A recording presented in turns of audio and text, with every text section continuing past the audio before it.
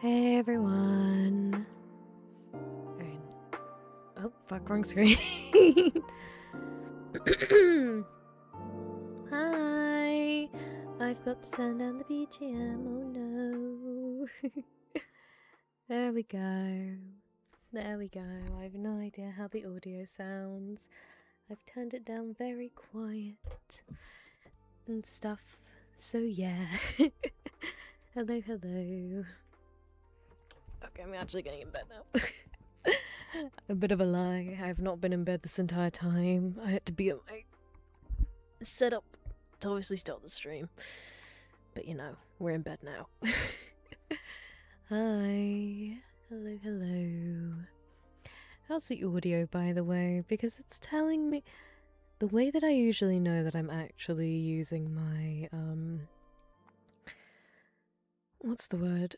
The way that I know that I'm actually using my recording microphone is that typically when I click on it, it will have one line, rather than... If you're not an audio engineer, this might sound weird, but there's these things called monotracks, which is one singular recording, and then there's stereo tracks, which is two recordings of the same thing, but it's simultaneous. It produces better audio quality. For some reason, when I was doing it on Streamlabs, though, my microphone would come through as a monotrack, but it's not doing that. But I'm also...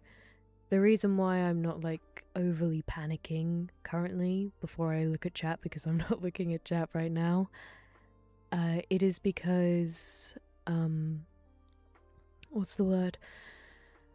It's because, the reason I was like, I'm making the waiting room now, style Joe, and then didn't start for another 10 minutes is because I decided to update Streamlabs. So I'm not entirely sure if it's part of the update or if my monitor is... Oh, one sec.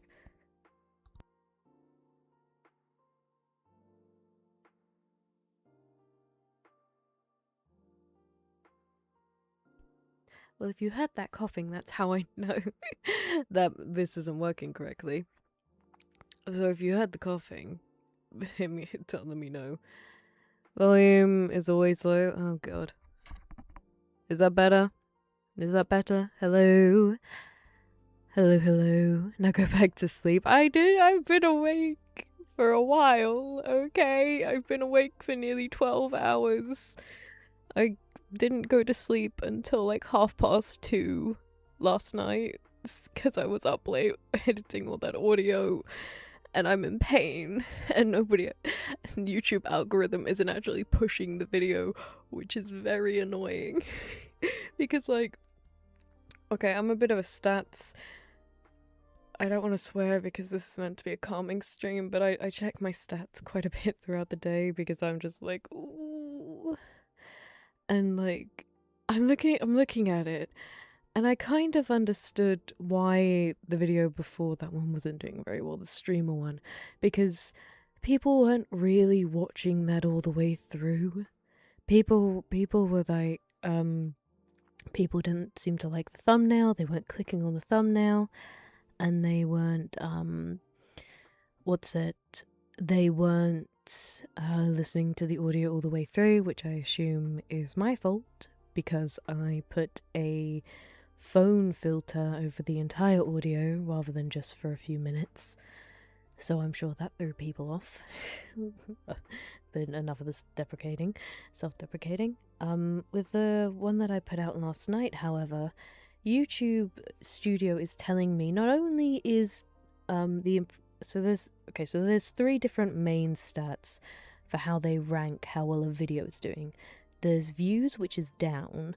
There's impressions click-through rate, which is essentially like if a video appears on a person's timeline, it tells me a percentage of how many people have seen and then subsequently clicked on the video, and that's average.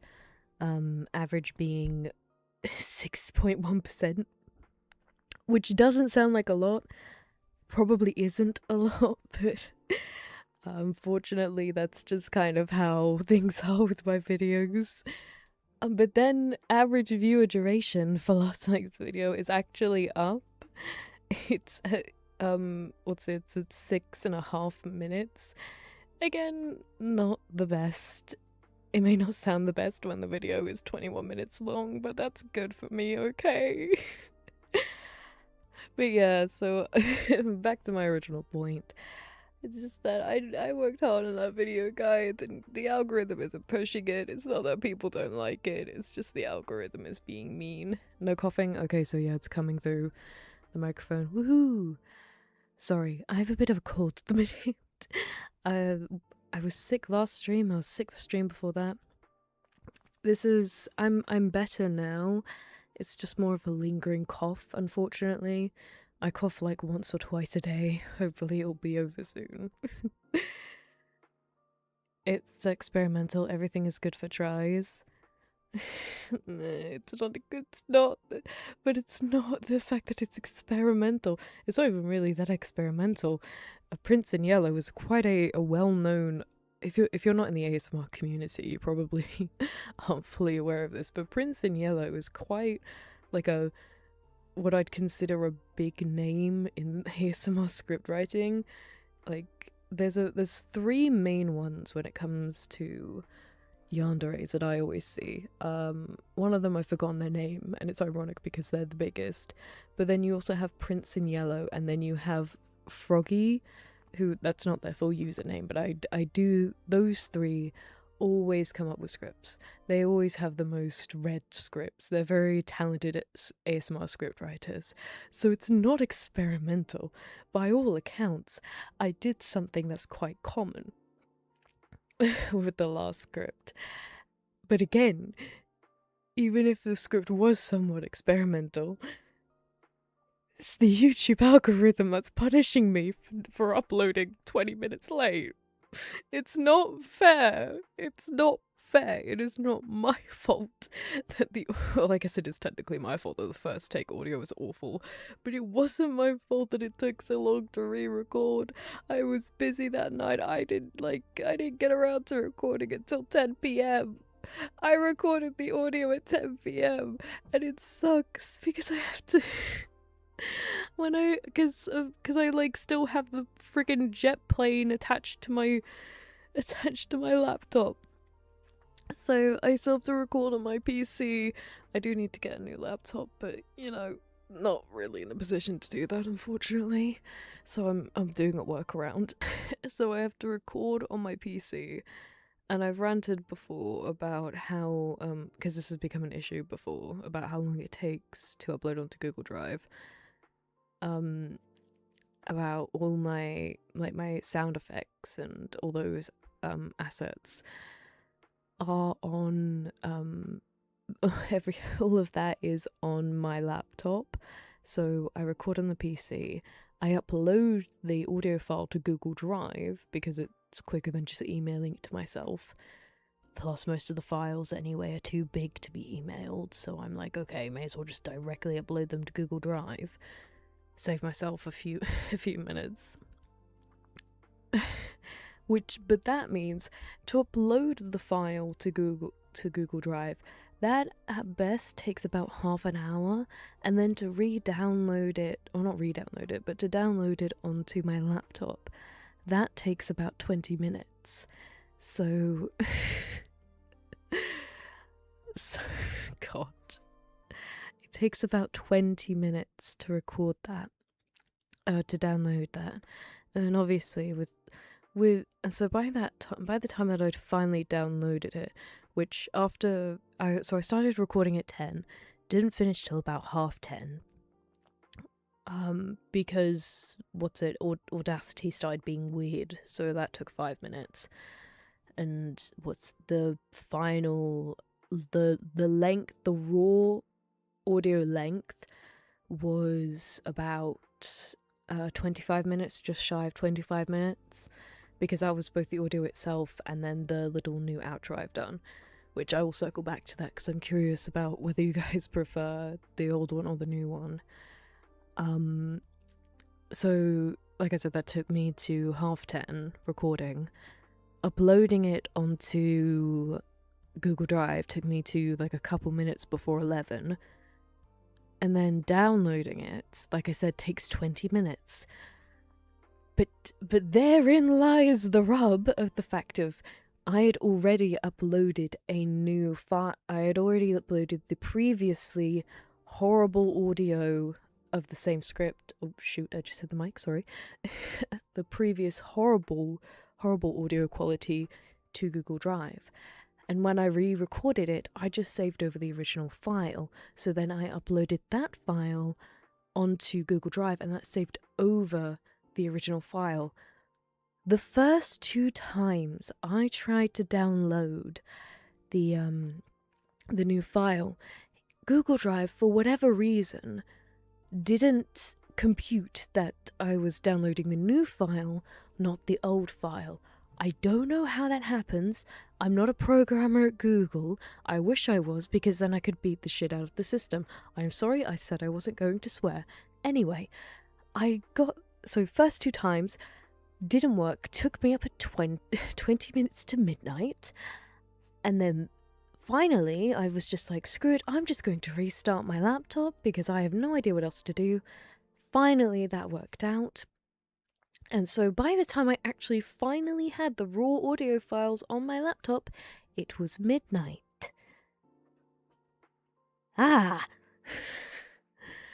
So, and then to edit about 25 minutes of audio takes roughly 2 hours. I managed to do it in 1 hour 50.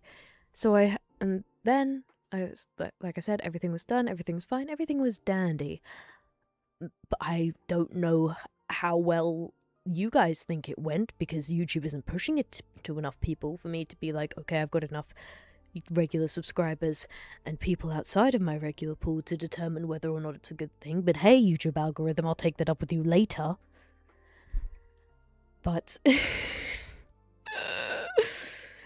okay. Yeah, so then I started uploading it onto YouTube and, getting all my little announcements prepped. But unfortunately, it took about it took 20 minutes to upload the actual video onto YouTube. And then there's the way, if you haven't uploaded a YouTube video before, there's technically a 3-step process that YouTube has to go through. They upload the video, they process it to SD. Don't ask me what SD is. Like I said, I'm not a programmer. I have no idea what I'm doing. And then after that, they have to check the video to see if there's anything. They have their little AI clanker bots go through it all and figure out whether or not there's anything in the video that would, whether it's like copyright or inappropriate content.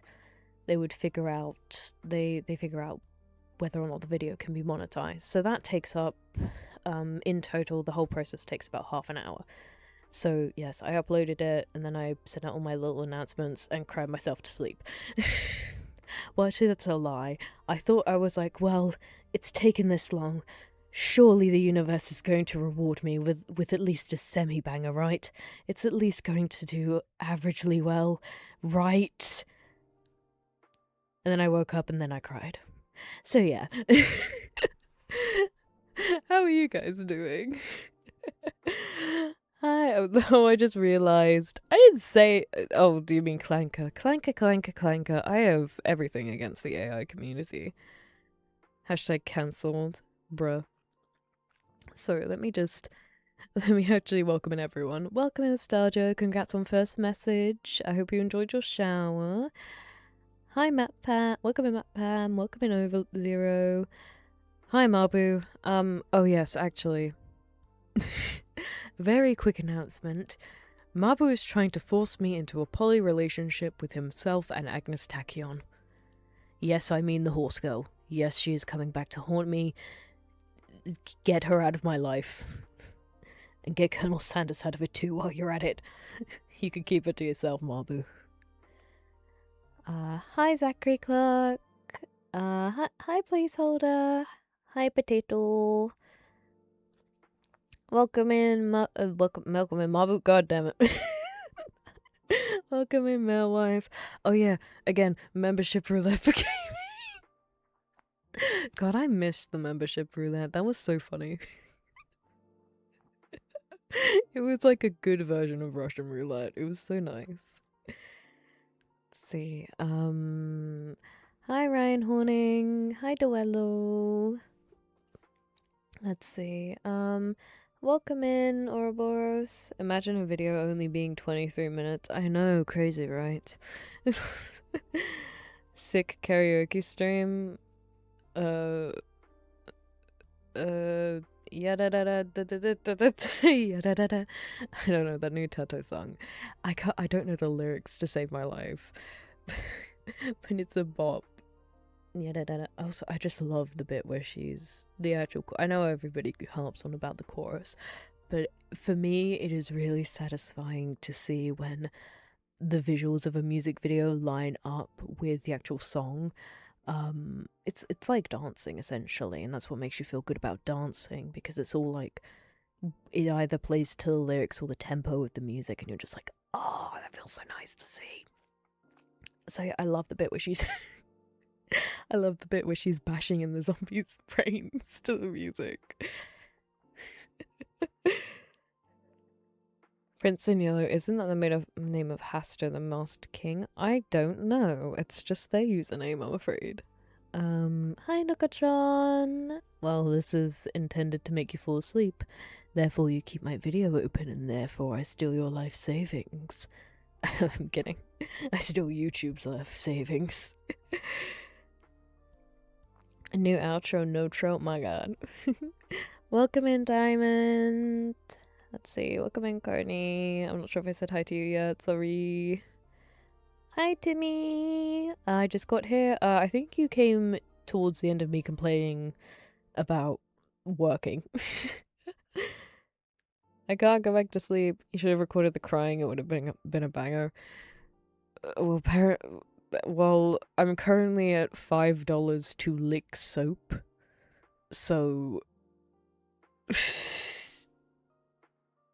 I don't know.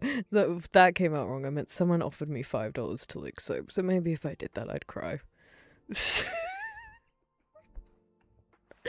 The idea did make me cry, so... I didn't know you were married. I never said anything about being married. But I thought you all were all official already. What's the difference? I am not dating a horse. Just, it's so funny to see Mama just go on about Uma Musume. He has changed his Discord profile to the real life horse. The real life Agnes Tachyon. He has a picture of it as his profile picture. I don't know if he's changed it back yet. I don't know if I was hallucinating and he was just playing into my hallucinations, but he has been playing into it. And Connie, is that the I didn't realize he'd been rambling on about it in the impregnation. I'm assuming that's where he's rambling about it because I haven't seen it. Is that why you keep sending me pictures of Agnes Tachyon over Twitter? Oh, why? Why did you guys post me $10?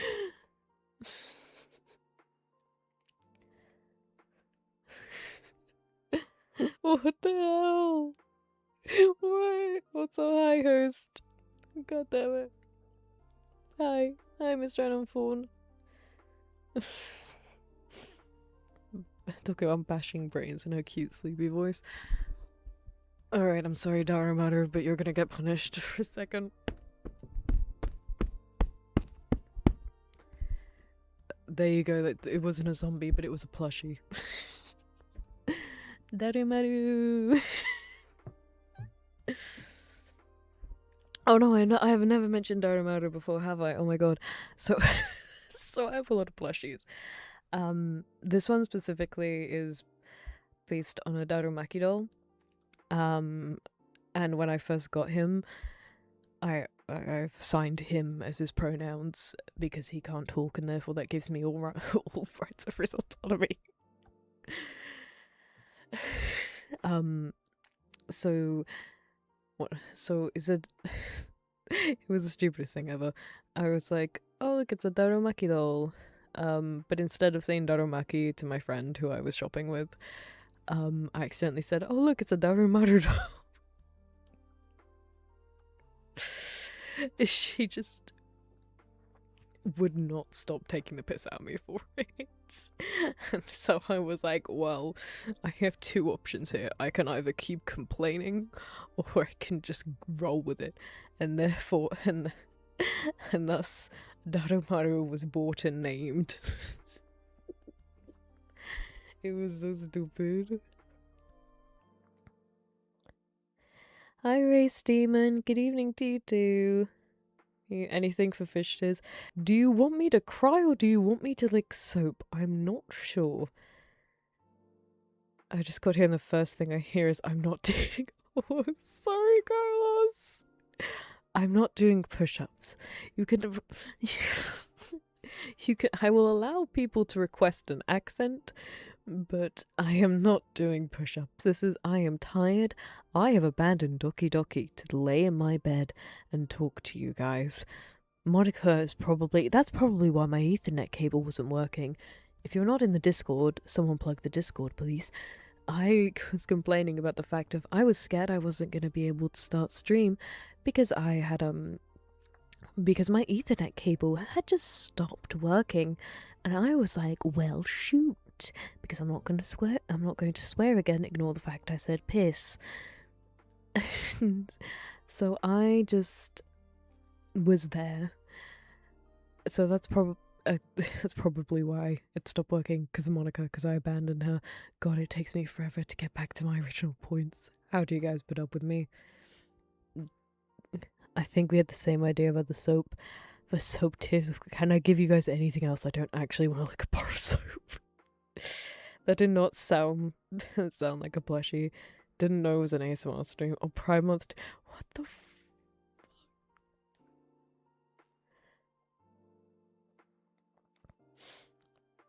Oh wow, it's so hard to lay down and talk to us. It is actually, because I'm having to hold a microphone in my hand, and the little turny bit that lets me spin it around is digging into my hand.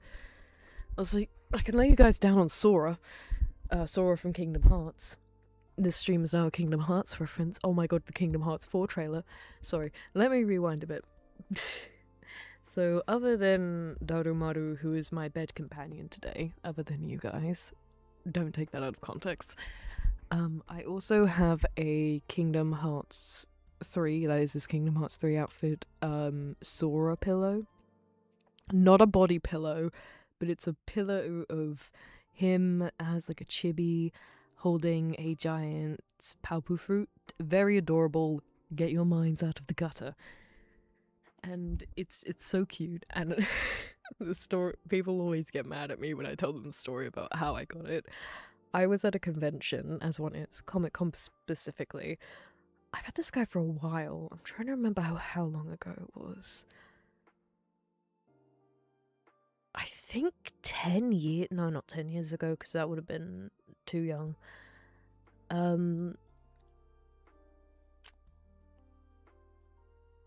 Probably about 7 years ago. Yeah, about 7 years ago at this point. My god, I've had you for a while. I was at a convention, and I was walking around, and by that point I'd already spent quite a bit of money on... When I go to a convention, my main thing to buy are prints.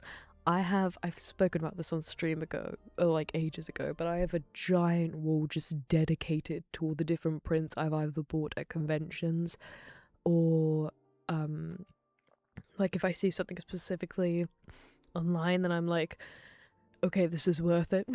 Though nowadays I mainly just save my money for conventions to make it more special, like my wall. Though I also have a few like Otome game and VTuber things, VTuber merch. I'm never letting you guys see this wall, it's so embarrassing.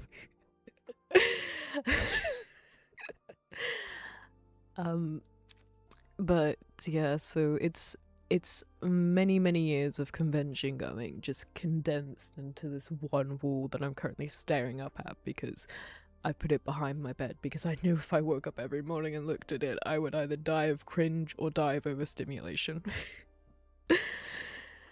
It's a lot of colours. So I'm walking around this convention. Already my backpack is just about to burst. with the different prints I've bought, as well as I've bought some like Japanese snacks that day, I remember, because I was so terrified. Like I had a ramen bottle in my bag, and I was so terrified it was gonna like leak over all the posters and my the Sora pillow after I bought it. But I got I was walking around the last few the last few aisles of the artist alley when I saw just like a collection of different character chibi pillows on this one thing. And I was like, I just immediately fell in love with the Sora pillow.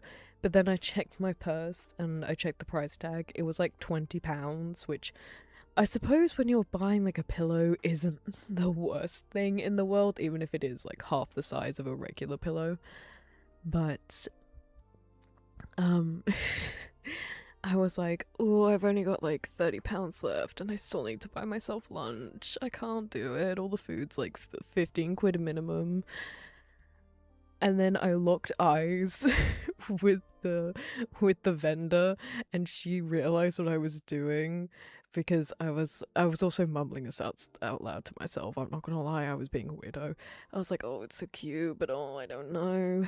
And then, like I said, we locked eyes, and she just picks up the pillow and she starts going like, nee, nee, nee, nee, nee.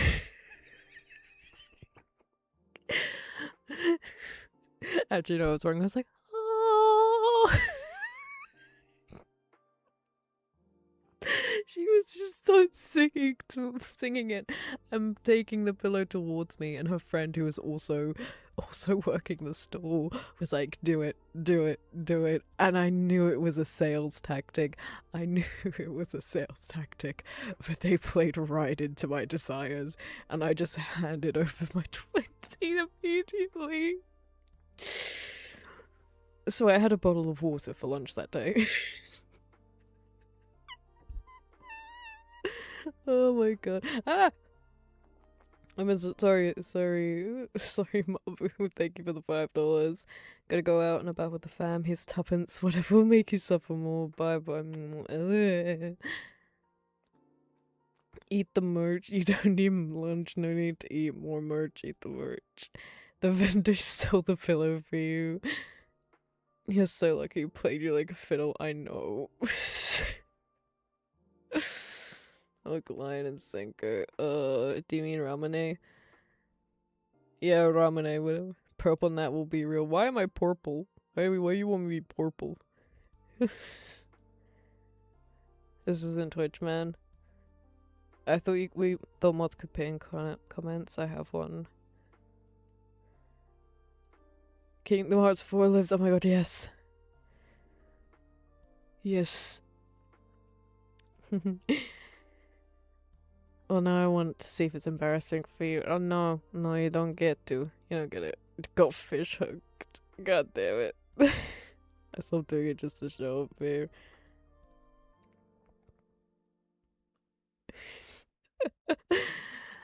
Honestly, but yeah, oh my god, Kingdom Hearts 4 trailer, oh my god. Oh, I'm hugging Sora right now, my whole Sora pillow, oh my god, I'm so hyped. Like, okay, how many people here are actually Kingdom Hearts fans?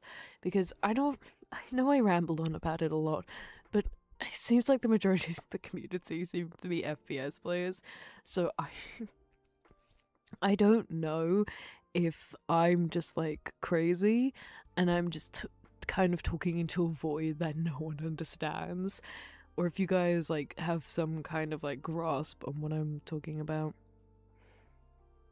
That's not how you say Ramune. How do you pronounce that's how okay. That's just how... Is it Ramune? Ramen? That sounds like ramen. It can't be that. What is it? When Persona 4 Revival comes out, are you streaming it? Maybe. We will see. I'm not entirely sure. My thing is, when I stream games, I like to be basically completely blind if I can help it. Unless it's a game where you don't need to be blind, like Uma Musume. God, my nose. I really, really, really, really, really, really, really, really like Persona 4. However, I know the game quite well, so I don't know if playing it would. I know it's the revival one. I know it'll have a few new elements. I know the art style's different because you can see from the trailer, and I know with like the Persona 5 Royal, they added in a new character and an extended plot line, but they did that already with Persona 4, you know, with I forget what it's called, but they added it in with like the God storyline technically at the end. I think maybe I'm mixing things up, maybe I'm misremembering, but they've kind of already done that. Maybe there is going to be another plot line added, but for now it's just I will hold off for the sake of waiting to hear about whatever new content there is. I'm not gonna lie, I've been too consumed with Kingdom Hearts to fully check it out, which I know is bad of me. I know I shouldn't be hyperfixating on one game when there's been so much like amazing announcements in the Nintendo Directive and around it. But also P6 I definitely want to stream when it comes out. God help me if I'm not done with Donathon rewards then, because at that point you guys are gonna be feeling like you spent your money for nothing. Okay, hear me out. This might sound crazy, but I've never played a Kingdom Hearts game. That's not too crazy. So I need to just do an ASMR stream where I explain the plot of Kingdom Hearts, because like genuinely it's not that complicated once you said it all out. There's the story. Okay, people always say the story of Kingdom Hearts is complicated, and that's only half true. The story is quite linear. It's not that complicated in its entirety. It's the characters that make it complicated. If it were not for the characters and the way they all link together, people wouldn't think the story was complicated. I can explain the story. It's not that, like, big to explain. It is very, very quick. But again, it's the characters themselves that make things complicated, and trying to explain the intricacies of how this character got there, kind of thing. The point P6 is the Donathon goal. I was scammed as suffering. Sorry, let me cry for you. Sorry.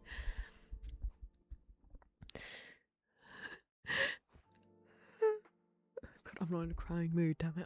I'm thinking about Kingdom Hearts. It's making me too happy. Give me a sec. Someone tell me something sad so I can cry for Oro. Please, Oro, tell me something sad. I need to get a new morph mask so I can re-cosplay the Master of Masters. Ooh. You're doing an ASMR stream? That could be this stream. Do you guys want me to explain the story of Kingdom Hearts real quick so I can explain why I'm so hyped for Kingdom Hearts 4? I will do it chronologically.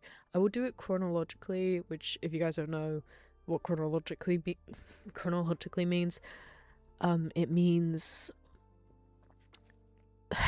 God, I'm forgetting the word it means myself. It means explaining it in the way that the events of the story happen, not by release of the games. So you're gonna hear me ramble on about the fucking mobile game. I swore now! Oh no. Gonna go, gotta finish the Overwatch drives. Take care, guys. No, you're staying. We're talking about Kingdom Hearts, stay. You're British. Both of you said I'm British.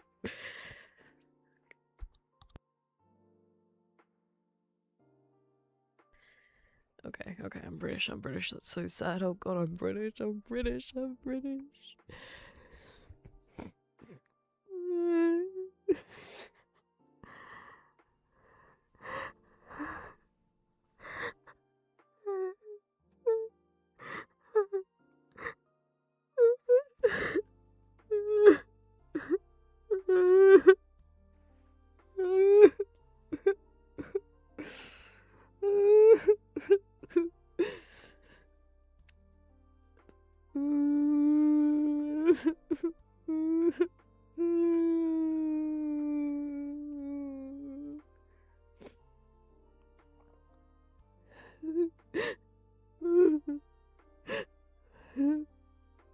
I'm sorry, that's all I've got in me. I'm so sorry.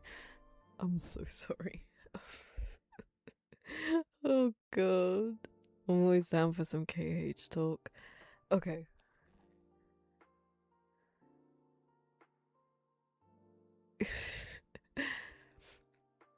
Okay. Can I just... Are you guys okay with me rambling about Kingdom Hearts?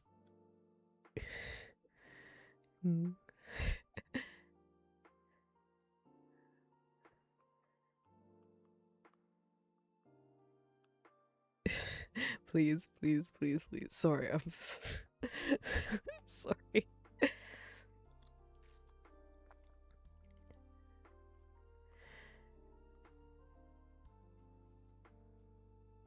I'm like, this was meant to be a bed rambling stream. You guys are probably expecting me to push you into my pillow or something. Do you want me to push you into my pillow? Or do you want to push me into my pillow? How does this work? How would you guys do that?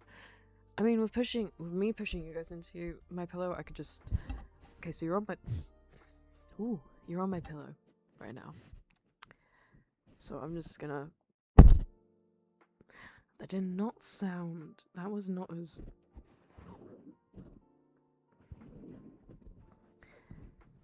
I don't know what that sounded like, but that was me rubbing my pillow in the hoops, and it sounded like me pushing you into it. But if you guys were gonna push me into it, how would that work? Okay. This is research, okay? You can't get mad at me for doing this. This is research for ASMRs. Oh god. Forgot how little this... There we go. There we go. Okay, I made the lead longer. It's like... I didn't... Did you guys hear that? I've got the sensitivity on my mic turned up. So I don't know if you... Do I need to, slam my head back? It's not... It's not making a satisfying sound. At least I don't think it is it? Hi, radio. Trigger ASMR when? I know exactly how it would work. I'm kind of scared to ask, but also I want to know.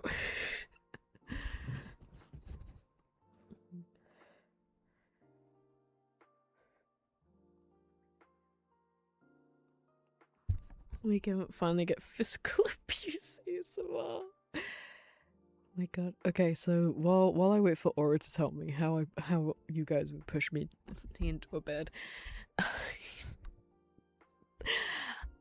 So the story of Kingdom Hearts, you'll probably have heard of Sora, the protagonist, but this story does not start with him. The story of Kingdom Hearts it starts long, long ago, in a time called the Age of Fairy Tales. The Age of Fairy Tales was this very nice time when all the worlds of Kingdom Hearts were connected, and if you're wondering what a world is, it's a planet that revolves solely around each individual Disney movie. But at this point, they weren't isolated worlds. It was just one big globe of Disney movies. And Pixar as well. And I think there was one non-Disney property involved. Tarzan, that was it. Tarzan was also there. And at this time there was the Master of Masters who taught the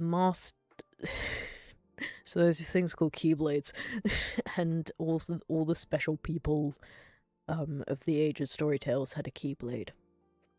And there was this one guy called the Master of Masters who taught Keyblade Masters, there were 5 of them, and they each led their own individual faction.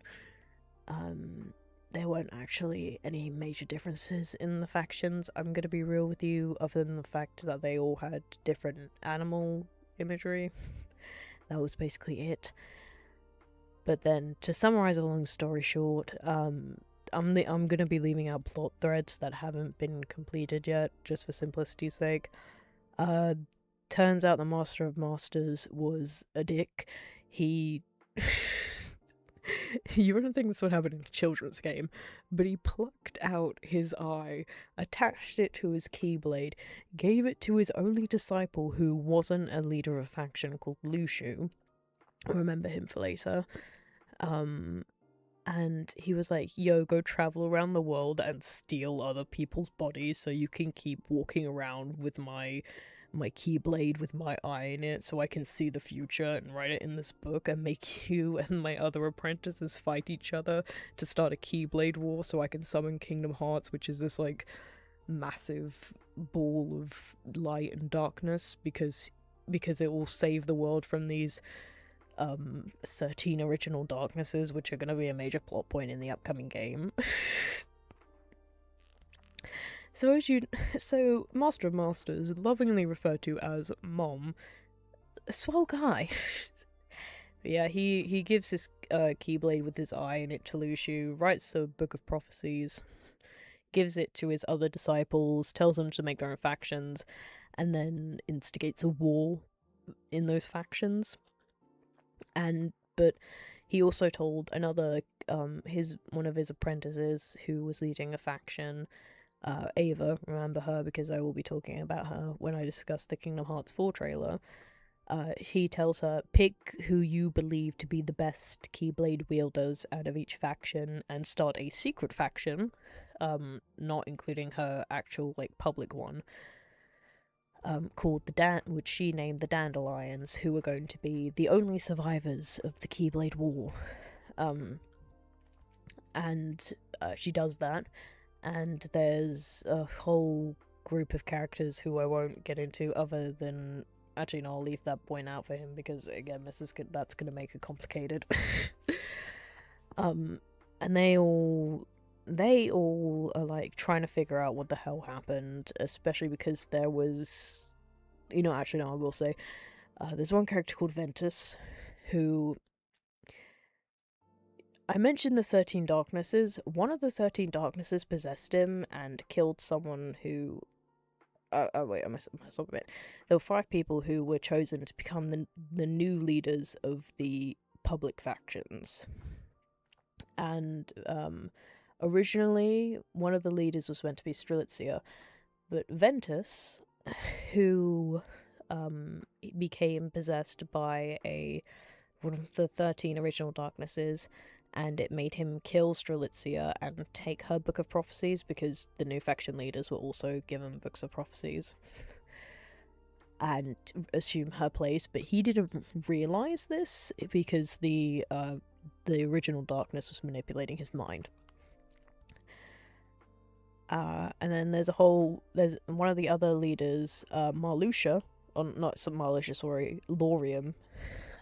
He is Strelitzia's older brother, and so he's like, okay, I need to figure out why what happened to my sister. And it all kind of culminates in this... It all kind of culminates in 2 outcomes happening. One is they create a separate world inside of a computer, which it's called Quadratum. But other than the world in the computer,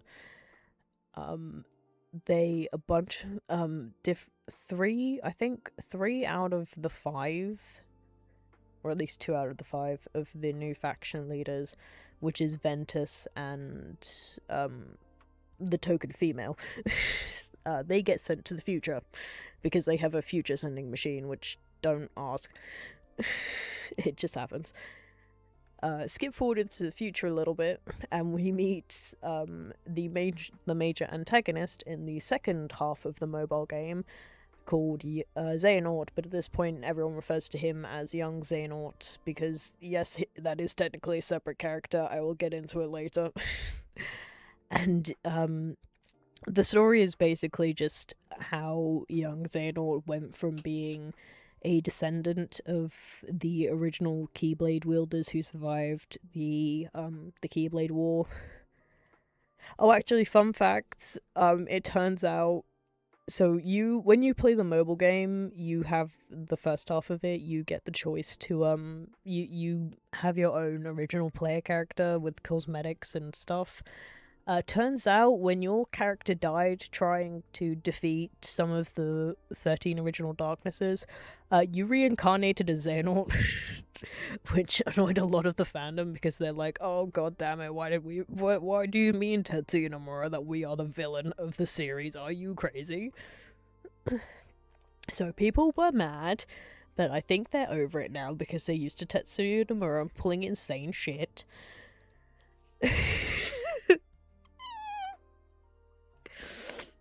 But yeah, so young Xehanort is like, hey, I forgot your name. Fuck it, it's square backwards. What is your name? Square, what is square back? Oh, no, it's not square backwards, but it's square, like, jumbled up. Fuck it, I'm just gonna call him E, because I can't remember how to pronounce his name.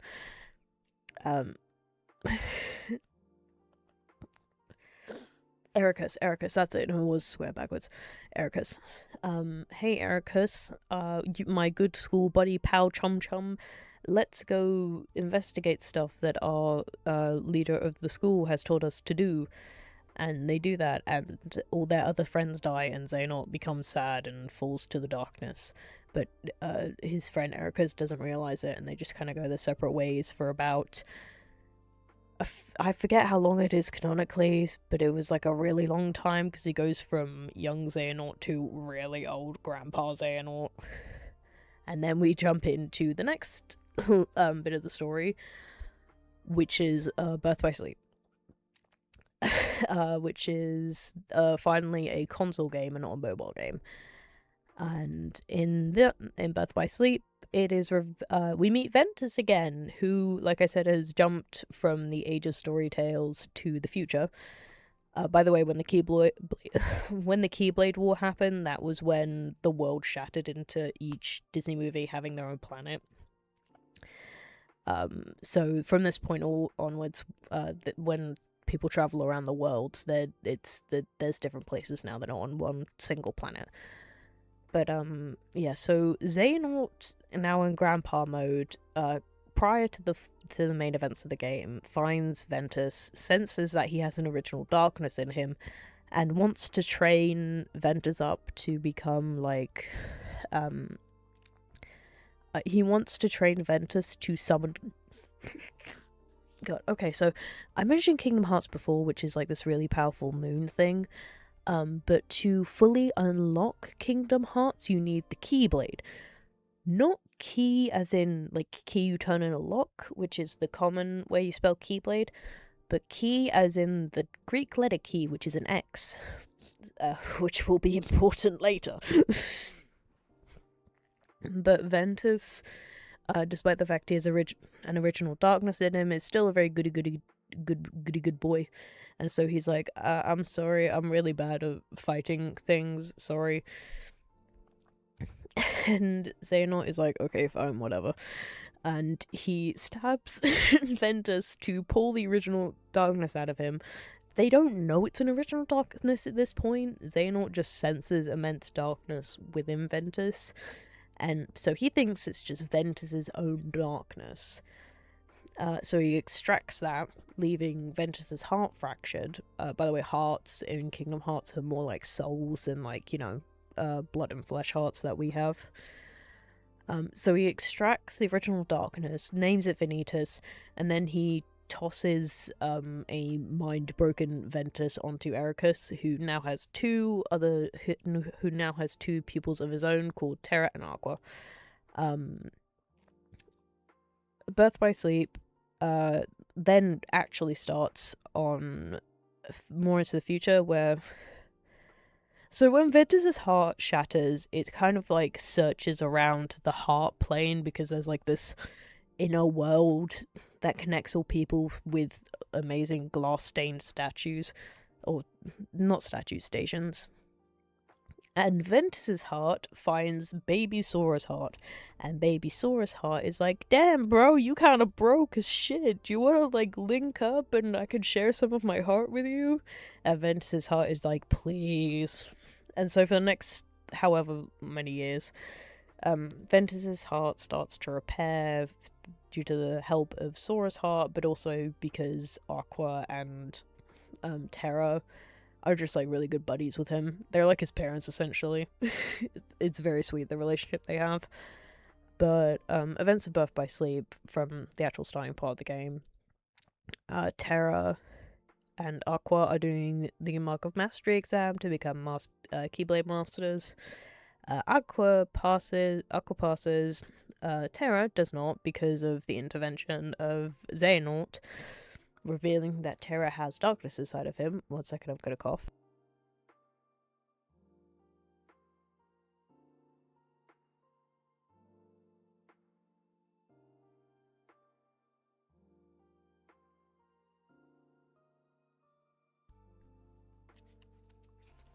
Yeah, so and the game is basically Terra talks so after the two of Aqua passes, Terra fails, Vanitas comes out and confronts Ventus, who and tells him like, oh well, too bad for you, your buddy Terra is gonna leave this world.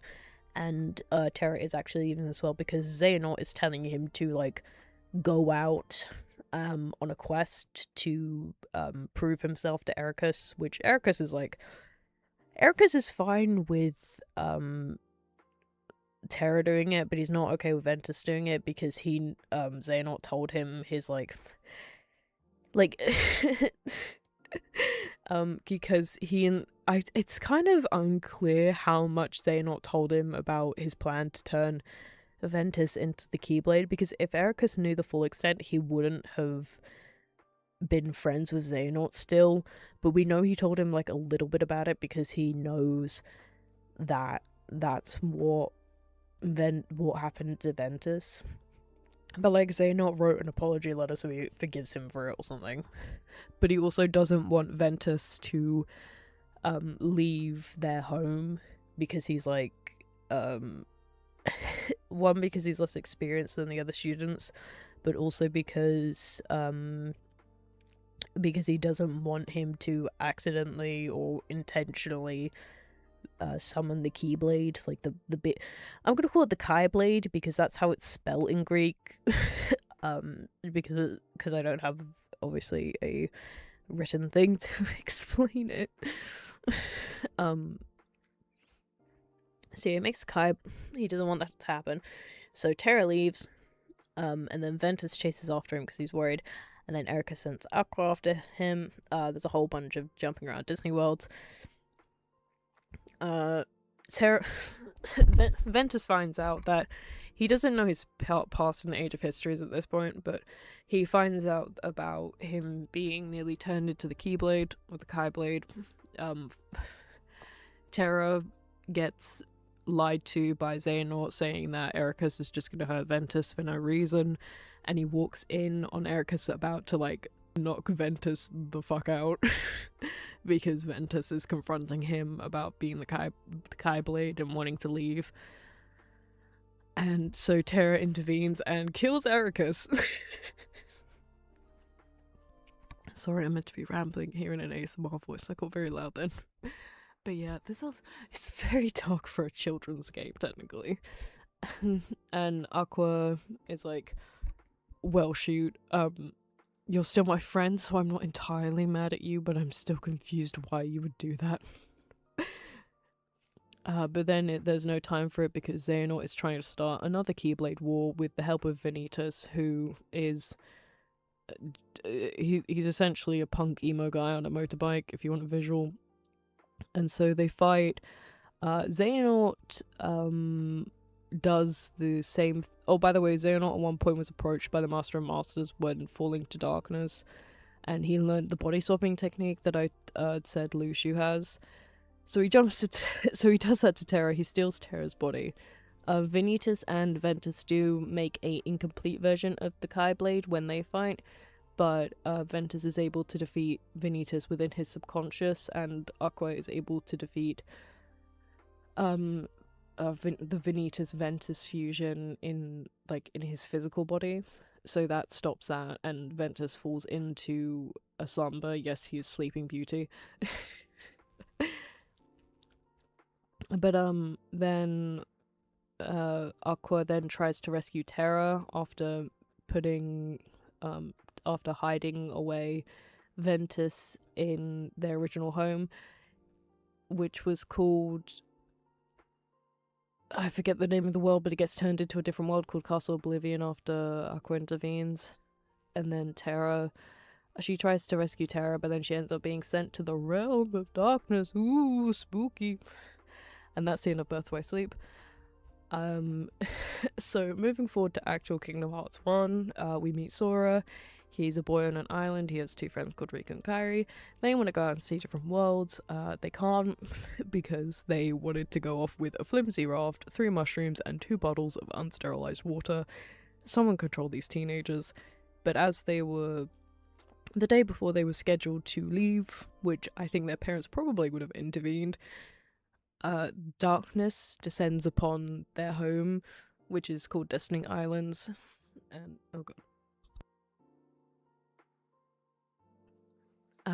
And Riku ends up being like, ooh, darkness, cool.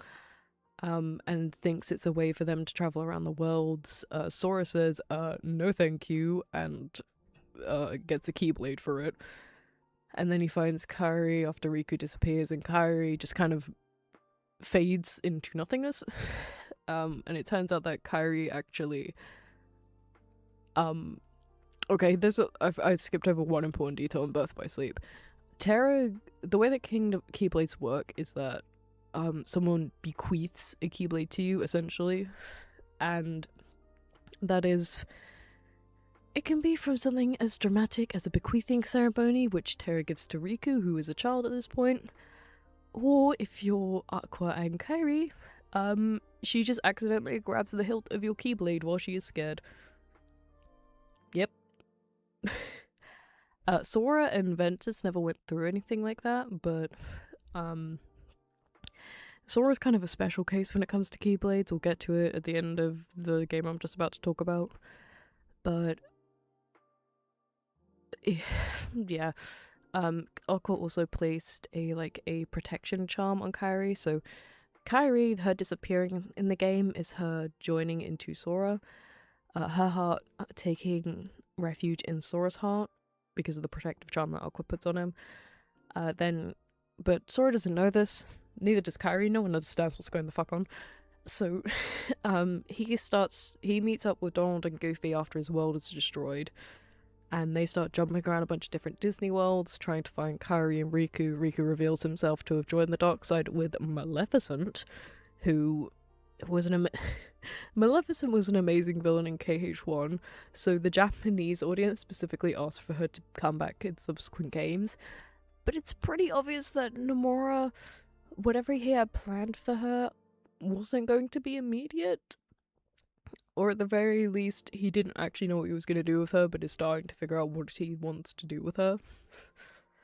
But again, that's kind of irrelevant. But yeah, turns out Riku so when Aqua fell to darkness, she also, okay, not that, but when Aqua fell to darkness fighting the character that is known as Terranaut, Terra possessed by Xehanort. Terranaut, through the encounter, lost his memories and became a disciple of this guy called Ansem. Ansem, who is like a scientist guy, not a Keyblade master. He kind of had this thing of wanting to study hearts.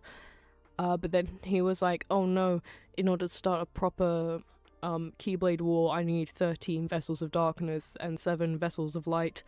I need to get the darknesses and hope that I'm intimidating enough that 7 of light show up. So he starts just slaughtering everyone else who is the disciples of this Ansem scientist guy. And also a few guards, one of which is a character called Zigbar, who we will come back to later. And then he also breaks himself in half, and there's these creatures called nobodies, which are the bodies of people who have lost their hearts, and the lost hearts become heartless. Weird naming convention, I know it should be the other way around, but It is what it is. So at this point, Xehanort has become both a heartless and a nobody. He's heartless. That is, like I said, the story itself is very clear, but it's the character, the backstories of the characters that is weird. So Terranort's heartless, which decided to call itself Ansem, not the scientist guy that he was studying under, but it just decided to call himself Ansem as a fuck you to his master. He was possessing Riku the whole time, but then Sora beats up Riku, releases Kairi's heart. He becomes a nobody, but then Kairi uses her powers because she's... So there's these things called Princesses of Heart, which are like, they are beings of pure light, and Kairi she's one of them, and she uses her powers of pure light to essentially put light back into Sora, because when you become a Heartless, you're basically pure darkness, or at least you use darkness to make yourself a body, and therefore Sora comes back, and then and then Sora and Riku close Kingdom Hearts because the Heartless of Terranort had opened it, or like a fake Kingdom Hearts. It's weird. There's like multiple Kingdom Hearts. It's weird. But then Sora gets trapped. Riku gets trapped in the realm of darkness because he was on the wrong side of the door when they were closing it. And Kairi goes home to Destiny Islands, but Sora decides to look for Riku now, and that leads into Chain of Memories. So, okay, actually, to come back on a detail to explain how Sora can use the Keyblade, Sora still has part of Ventus's heart inside of him. When Ventus went into his coma, his heart fully went back to Sora. So even though his heart isn't the heart of a Keyblade wielder, he technically has the heart of a Keyblade wielder inside of him. And also, like I said, Terra bequeathed his Keyblade to Riku. Very confusing. Oh, Aqua fell to darkness. Damn, no more Konosuba, I guess. Yeah.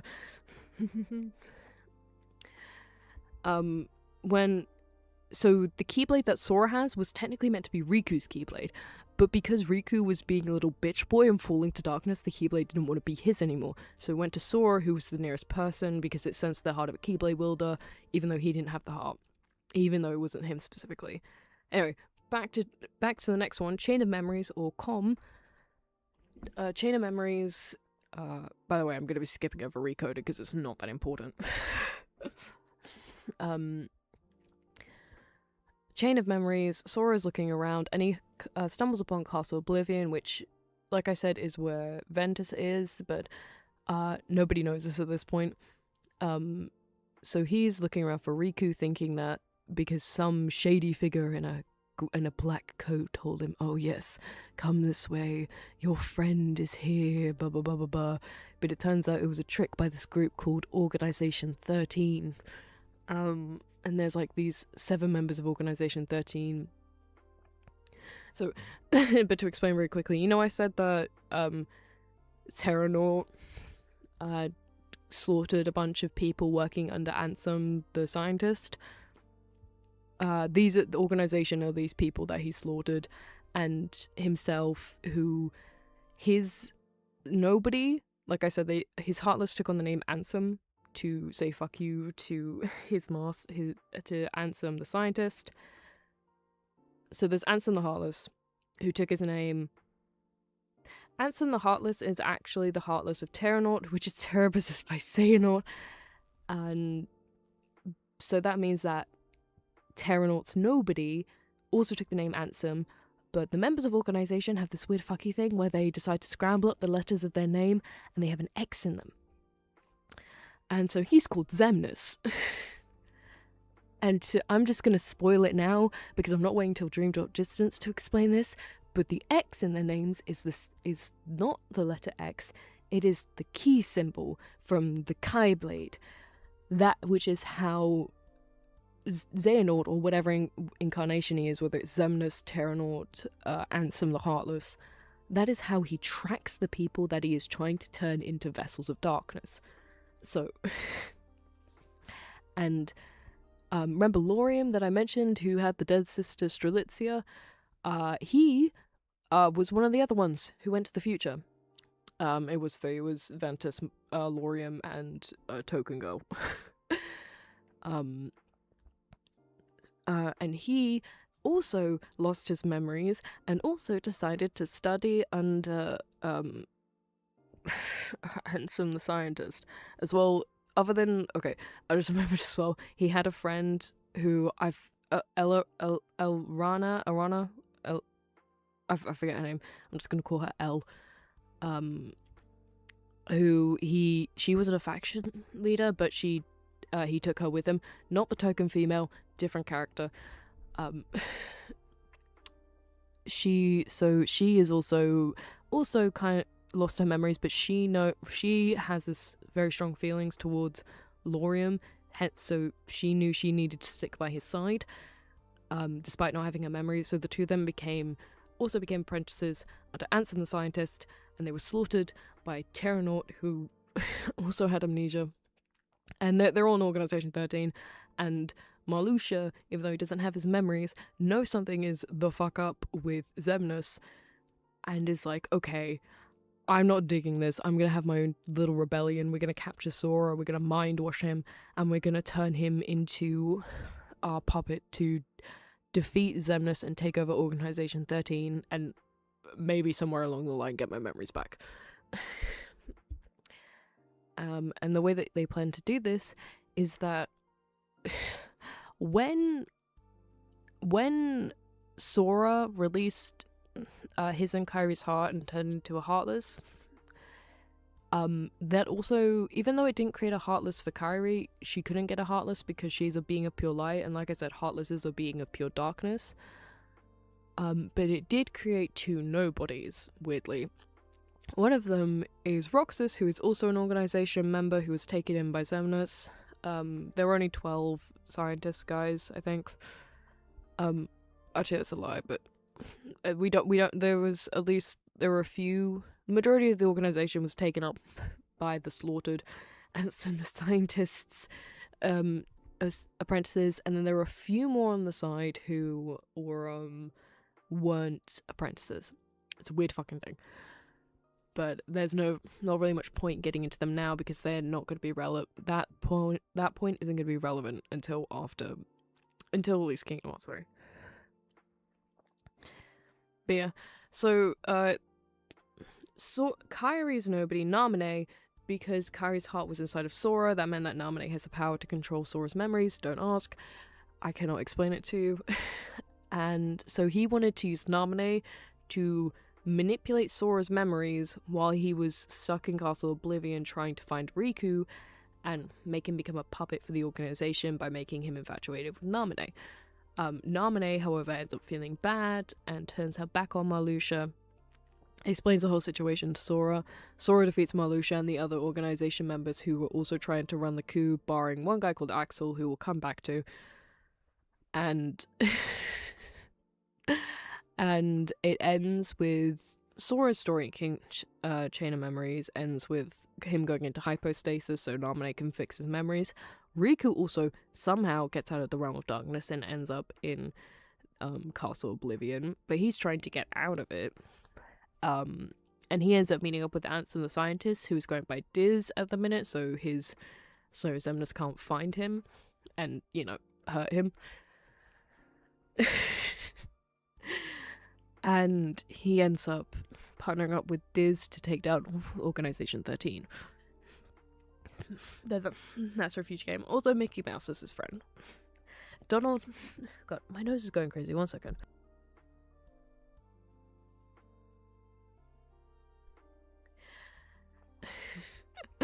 So, Donald and Goofy are Sora's friends, and Mickey Mouse is Riku's friend. Confusing, but in the first Kingdom Hearts game they didn't really have the rights to use Mickey Mouse for some reason, so they had to make do with Donald and Goofy, and Mickey ended up getting them the rights for Mickey for subsequent later games, so that's why he's friends with Riku because of IRL copyright issues.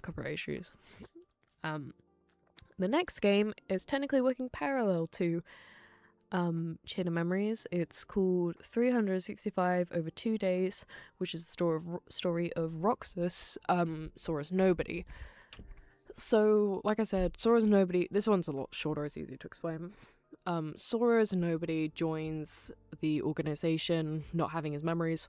A lot of characters have amnesia, but that's by the by. Sora's nobody, Roxas, joins Organization 13. He becomes friends with Axel, who was the sole survivor of the Castle Oblivion incident, because he actually was a double agent working for Xemnas, trying to instigate Sora and Riku into eliminating Marluxia and the rest who were trying to throw the coup. And also another girl called the 14th member of Organization 13, so you know her fate's going to be good. Shion.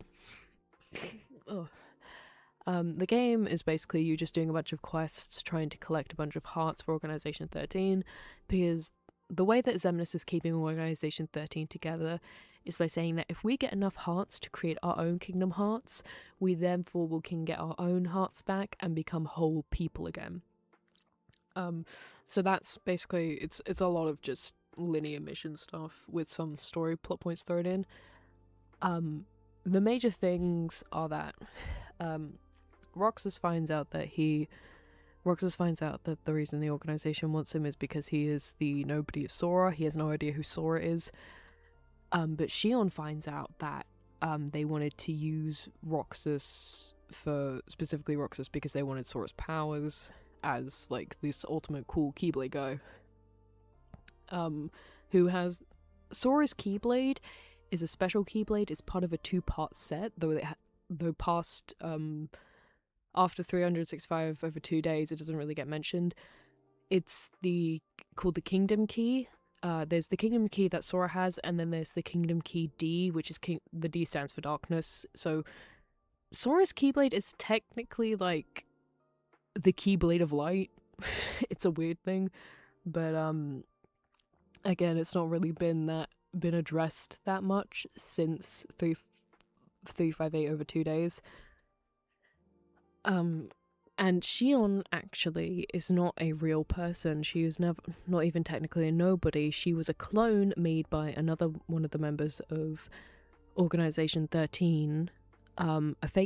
She's a fake human, and she was meant to be a backup if Roxas ever found out who he really was and tried to run away from the organization. And God, Shion finds this out, feels absolutely awful, and doesn't want to be manipulated by Xemnas anymore. So she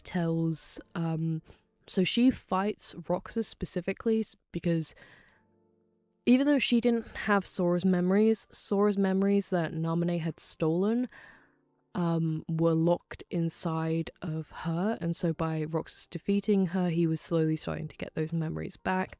And it also meant that very tragically, once Roxas was defeated, Sora would be able to come out of the hypostasis he was in and be able to be at his full powers again. Because like I said, he wasn't.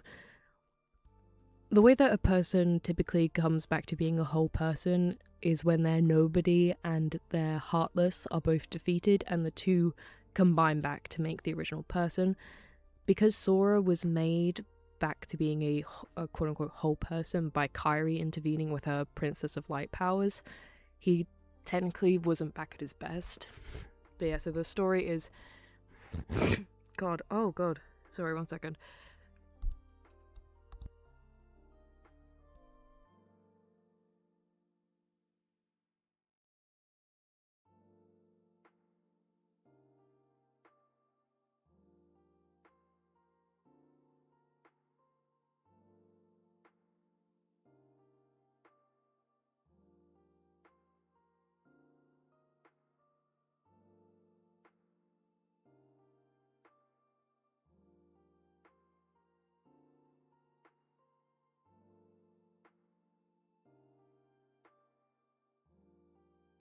Yes, we're in the Clone Saga.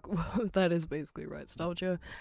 Yeah, so Shion finds out she's a clone and that she and Roxas is being manipulated by Xemnas and that the whole organization is being manipulated because She ends up finding Namine, and Namine tells her. So she tricks Roxas into defeating her, releasing her portion of Sora's memories. And then Riku finds Roxas, who is on his way to beat up Xemnas because he blames him for what happened with Xion. Because Xion was like, yo, don't trust the organization, run away, bro, run away. With her dying breath, essentially. But he didn't heed the warning, so Riku found him, grabbed him, knocked him the fuck out, and that he and Diz put Roxas in a simulated universe to basically keep him prime and ready to essentially sacrifice the poor boy. Once Sora's Namine had finished resetting Sora's memories to how they should be. So, you know, that's crazy. And there's also, okay, like I said, Roxas also made friends with a guy called Axel, who, while he isn't super plot heavy in the sense, he is, like, he's, like I said, he's best mates, and he's going to come up a bit in Kingdom Hearts 2, which is the next game we're going on to. Kingdom Hearts 2, Sora wakes up, so do Donald and Goofy, because they were also in express mode. So Roxas finds out he was in a simulated world, goes to try and fight Diz, finds Sora, kind of realizes, like, okay, this is pointless, gives himself up to Sora, poor boy sacrifices himself, and Sora wakes up. Sora goes and meets the wizard, aka Yensid, and Yensid's like, hey, go around these Disney worlds and get your powers back, because even though you're whole again now, you're kind of like, eh.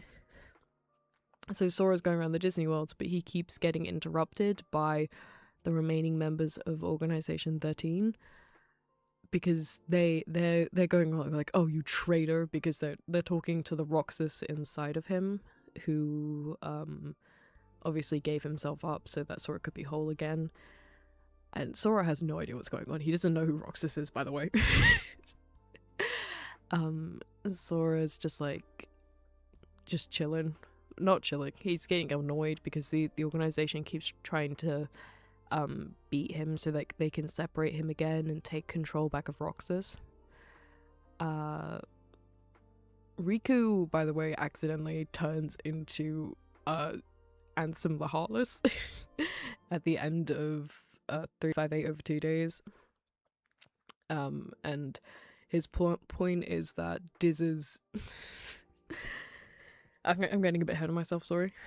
So Sora finds out who Roxas is, how he sacrificed himself for him to come back, and he's like, damn, bro, I'm so sorry. And Kairi ends up coming off Destiny Islands, gets her own Keyblade, and is like, oh, I'm here now, guys. She doesn't really do much, I'm afraid. And like I said, Riku accidentally turned him to Ansem the Heartless at the end of 358 over 2. Diz, who is like Ansem's scientist, built this special machine to destroy the fake Kingdom Hearts that the organization had been making, that I mentioned in 358 over 2, and the shockwave of that turns Riku back into normal Riku, who has really long hair now. And the three of them climb up the organization tower to defeating the remaining organization members and defeat Xemnas and go back home, and everyone's happy and yay. And then they get a message from the king saying something's wrong. The king is Mickey, by the way, and Mickey is a king. And like I said, that's recoded, which is basically just... So when Namine I'm gonna cover it anyway, sorry. When Namine reset Sora's memories, she got wiped from it. But so a character I neglected to mention was Jiminy Cricket. Jiminy Cricket is actually like becomes Sora's friend and writes down everything that's happening to him in a journal. And at the very end of his book, he wrote "Thank Namine," so that they remembered to do that. And so the recoded is them digitalizing Jiminy Cricket's book, and I forget the actual point of the game, but it's like there's something revealed at the end. It doesn't matter. I'm trying to remember now. What's the next few games? Oh yeah, Dream Drop Distance. Oh yeah, Axel, the guy that I mentioned. Sorry, I forgot to mention. He was also tracking Sora down, but not and trying to cut him in half. Not because he wants to control Roxas, but because he wants his best friend back. But then he sacrifices himself for Sora, so Xemnas doesn't hurt him. It's very sad. Dream Drop Distance. Sora and Riku try to take the Mark of Mastery exam. Time travel happens. How many games are in this web of lore? There's I'm probably gonna forget a few, but there's the mobile game called Union Cross. There's the other half of that game called Road to Darkness. There's Kingdom Hearts 1, Chain of Memories, 358 over 2 days, Kingdom Hearts 2. Birth by Sleep came out around that point. Birth by Sleep, Dream Drop Distance, Kingdom Hearts 2.8, something is a really long name. And then Kingdom Hearts 3, and then there's other games I know I'm forgetting in the other games. But yeah, there's a lot of games. Yeah, Dream Drop Distance, Sora and Riku try to take the Mark of Mastery exam. Time travel happens again, but it's not the time travel machine from Union Cross, the mobile game. It is actually young Xehanort using. So, time travel in Kingdom Hearts is basically like you can only. Well, it used to be that you could only time travel to a point in time where your heart is, but you would have to sacrifice your body to get there. And then after a certain period of time, you would have to come back to your original body. But that got changed a bit, but that's not entirely relevant right now, so we're just gonna ignore that. And so, because the original Organization 13 was defeated by Sora and co, Xemnas was like, sorry, not Xemnas, Xehanort was like, well, if it's not done right, if you want something done right, you do it yourself. And so he hired a bunch of himself from different points in time, young Xehanort, Xemnas, Ansem the Heartless, old Terranort, old Grandpa Xehanort, who comes back. He kind of just abandons Terra's body, but you know, that's a thing. He hires a bunch of them, as well as other people who are willing to come back and work for him, like Vanitas, and for some reason, Marluxia and Larxene, who, despite the fact they tried to stage a coup, they both wanted to come back, and Xehanort accepted them back. It's weird, don't question it. But yeah, so they're all like, great, this is, that's the reason of time travel. And Xehanort was like, well, we wanted to control Roxas so we could have access to Sora's power, but that didn't work out. What if we just intervene in the Mark of Mastery exam that Sora and Riku are taking, and kidnap Sora and brainwash him just as Sora? And everyone was like, sure, sounds great. And so, like I said, Sora and Riku were trying to take the Mark of Mastery exam.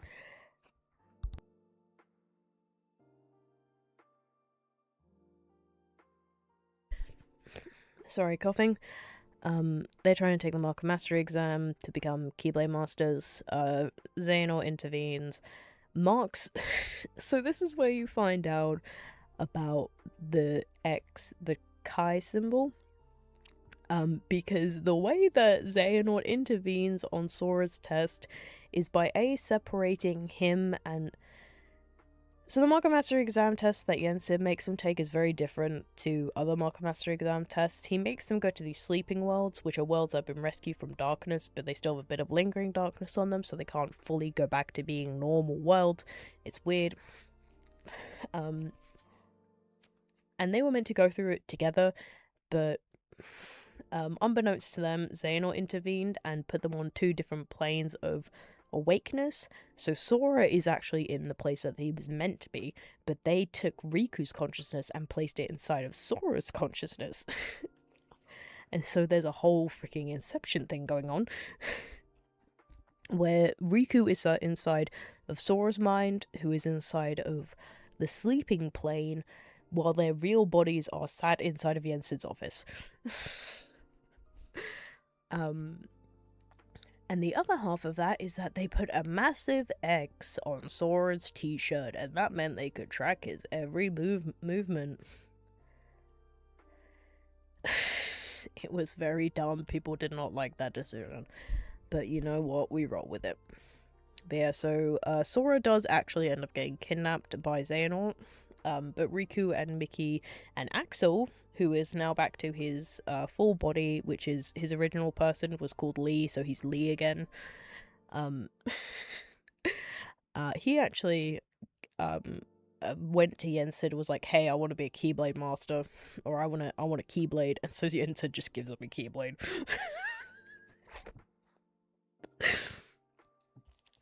It was a great decision on Yensid's part, because Axel again does come in clutch and helps save Sora. And basically throughout, Riku becomes a master, Sora doesn't, because Xehanort's intervention meant that Sora's test wasn't actually a proper test, despite the fact that it also therefore applies to Riku, but you know. And Sora also loses a bunch of his powers because of it. And Sora is like, well, I'm happy you did it, Riku, yay! Sora doesn't really care, he was just doing it because he was told to. But they find out what Xehanort's now doing, trying to make 13... They actually figure out what Xehanort is trying to do now. He wants 13 Vessels of Darkness, and therefore their team to have 7 Vessels of Light, and so they can all fight and make true Kingdom Hearts. Ooh. Which is like the 4th kind of Kingdom Hearts by this point, but you know.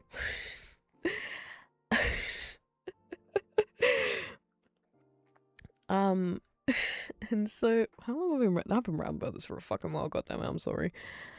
But yeah, so, then we go to Kingdom Hearts 2.8, where, we check in on Aqua, who's just roaming around the Realm of Darkness.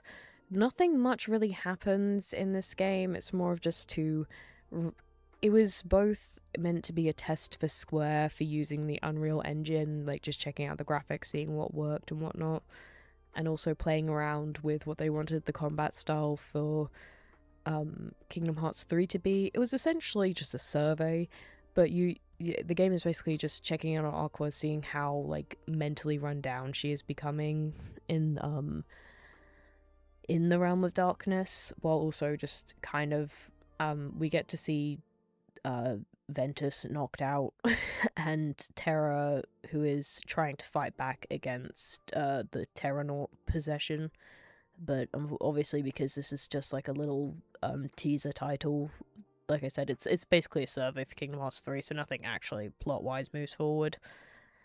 And yeah. But then we finally get to Kingdom Hearts 3. Sora and Co. like I said, they kind of are like, okay, so we need to gather 7 Vessels of Light to fight Xehanort's 13 of Darkness, because if we don't, they're gonna kick... So Kingdom Hearts 1, I kind of glossed over this detail, but Xehanort, like I said, Ansem the Heartless made his own Kingdom Hearts in that one too, and to do that he kidnapped the 7 Princesses of Light, like I said, which is what Kairi is, but they were also just like Disney princesses, you know, from their lineup. And so Sora and Yensid's like, we kind of have to get 7 Warriors of Light to fight the 7 darknesses that the 13 darknesses that Xehanort is trying to create, because otherwise he's just going to kidnap the Princesses of Heart, and that's just going to be awful. And like I said, Kairi is a Princess of Heart, or Princess of Light, whatever. So Sora is especially like, yeah, no, I'm not having my best friend disappear on me again. We're not dealing with that. Let's just find people. And so the main plot is Sora trying to get this thing called the Power of Waking, so he can get... So, okay, another detail I glossed over in Dream Drop Distance, sorry, is that it's revealed that nobody's actually once they've been nobody's long enough, they naturally start to make their own hearts, so they end up becoming their own individuals, which was another writing decision that people didn't like, because the whole concept of nobody's having no hearts while everyone else in the universe does, and essentially being ostracized from the rest of society because of it. And hearts are also like emotions in the games, so if you didn't have a heart, you technically weren't capable of emotion. You see that in 358 over 2 days, with Roxas being a blank slate for at the very start of the game and sort of developing into his own character as time went on, spending time with Axel and Shion.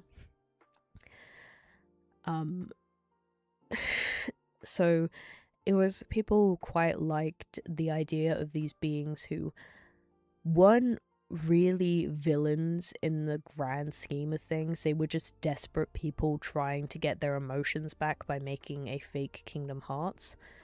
But unfortunately, they retconned that, and it was just them lying to them the whole time to keep them on his side.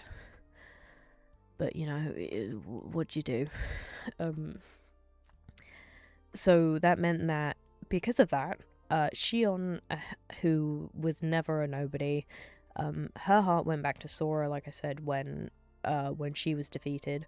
Roxas, when he was defeated, or when he willingly got absorbed into Sora, he did actually have his own heart at that point. So his heart was in Sora, but the issue is with those two is that Shion, because she was defeated, even though her heart went into Sora, her body was no longer functional. And Roxas, because he was Sora's nobody, he gave his body to Sora for Sora to be whole. So he also does not have a body to just strut around in. And then Ventus, who is just like in a coma. So Yensid's plan was to be like, okay, so we currently have Kairi, Axel, Sora, and Riku who can use a Keyblade.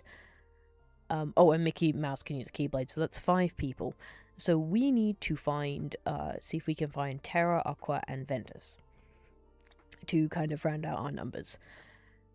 So the game centers around that. Riku and Mickey go into the Realm of Darkness to rescue Aqua. They kind of fail. Then later down in the game, Sora intervenes and saves Aqua.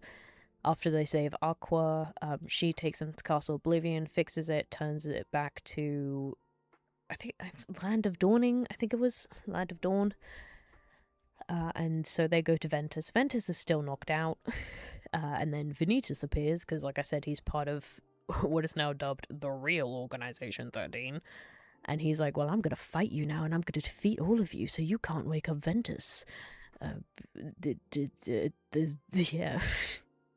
So, I found this really funny. This is a little side tangent, not related to the game. But, as you will have in fandoms, there are ships. And one very big ship, because it was a very love-hate relationship kind of ship, was Vanitas x Ventus, which people debated whether or not it counted as self-cess, but now that it's been revealed that Vanitas was actually an original darkness, people are like, well, I guess they're not really the same person. But so in Birth by Sleep, where Vanitas is first introduced, he doesn't have any special nicknames for anyone. He doesn't refer to anyone by anything specific. Other than Ventus, he calls him Venti Wenty to like insult him. But you know, but for some reason, there was a decision in Kingdom Hearts 3 to make him refer to both Sora and also Ventus as brother. And what the ship was called Van Ven. The Van Ven shippers, when they first heard this in the trailer, screamed in anguish. It was like, it felt like, you know how Detective Conan, it was like revealed that the most popular ship in the fandom, like, it turned out the two were cousins. It was revealed the two were cousins or something. It was like that for Kingdom Hearts. I mean, not that big. The biggest gay ship is Soriku, which is Sora and Riku, because canonically Sora is meant to have a crush on Kairi, but because Kairi never really does anything in the games. That means that she doesn't really interact with Sora all that much, other than being like, "Oh, I'm so glad to see you." It's kind of unfortunate in that regard. She does have more of a presence in Kingdom Hearts 2, but again, it's more just her feelings typically are always like, "I want to be with my friends," and that's it. Unfortunately, that I'm hoping in the future games their relationship does get better explored, because there is the base work for a cute relationship with Sora and Kairi, but it's just not really built upon, because again, Kairi is barely given the chance to be her own character. So Sora and Riku though are like, I do like Soriku, I won't lie. I was also a Van Ven shipper, so I was a bit yes, I was thrown off when they started the whole brother talk, but it was kind of then so Vanitas started calling Sora and Ventus brother because he's like, well, to quote his death monologue, he's like, "I'm the piece of Ventus that was stolen away, and you," insert Sora's name here, "were the part of him that made him whole again." How I'm kind of paraphrasing here now, but you know, like, that's how we're brothers. So it's kind of like been explained. It was his choice of words there was explained that way, but people are kind of like, okay, they're not actually brothers. Maybe we're gonna keep shipping it. Very cautious shipping. People. Okay. Where was I? Oh yeah. Sorry, I went on a bit of a tangent there. So Vanitas was, as I said, he was kidnapped. Not kidnapped. Fuck. Vanitas was trying to stop Aqua and Sora from waking up Ventus. Sora unlocks the power of waking, which is what he needs to get those hearts out of him, and he puts Ventus's heart back in his body. Ventus comes out, tries to hit Vanitas for trying to attack Aqua, and yeah. Then it's like, well, we don't know where Terra is, and though we have figured out that Roxas and one other heart that we don't know the name of, which is Shion, they just don't know Shion's a person because, okay, when Shion was defeated, because she was never a person, someone who was never meant to exist, all the memories of her disappeared from, like, everyone, which, sad, but yeah. So, the seven Keybladers of Light are Sora, Riku, Kairi, Axel, Aqua, and Ventus, and Mickey the Mouse. Mickey Mouse. And so they meet up with the real Organization 13 on the site of the original Keyblade War, all the way back from the Age of Storytales in the mobile game. They all fight each other. Oh yeah, at one point, the scientist guy who made Shion and another guy who is like a bass guitarist, or he has a weird kind of guitar adjacent instrument. The two of them defect from the real Organization 13 because the guy who made the clone felt bad for betraying Ansem the scientist. And he was like, okay, I have made bodies for people, but we need to be discreet about this because Zemna still thinks I'm on his side, and I'm using his funding to do all this. And so he during the battle they end up getting the bodies for Shion and Roxas and stuffing their hearts in them. But unfortunately Kairi dies because of Xehanort. It's the whole lot happens, but yeah, she dead. Kind of.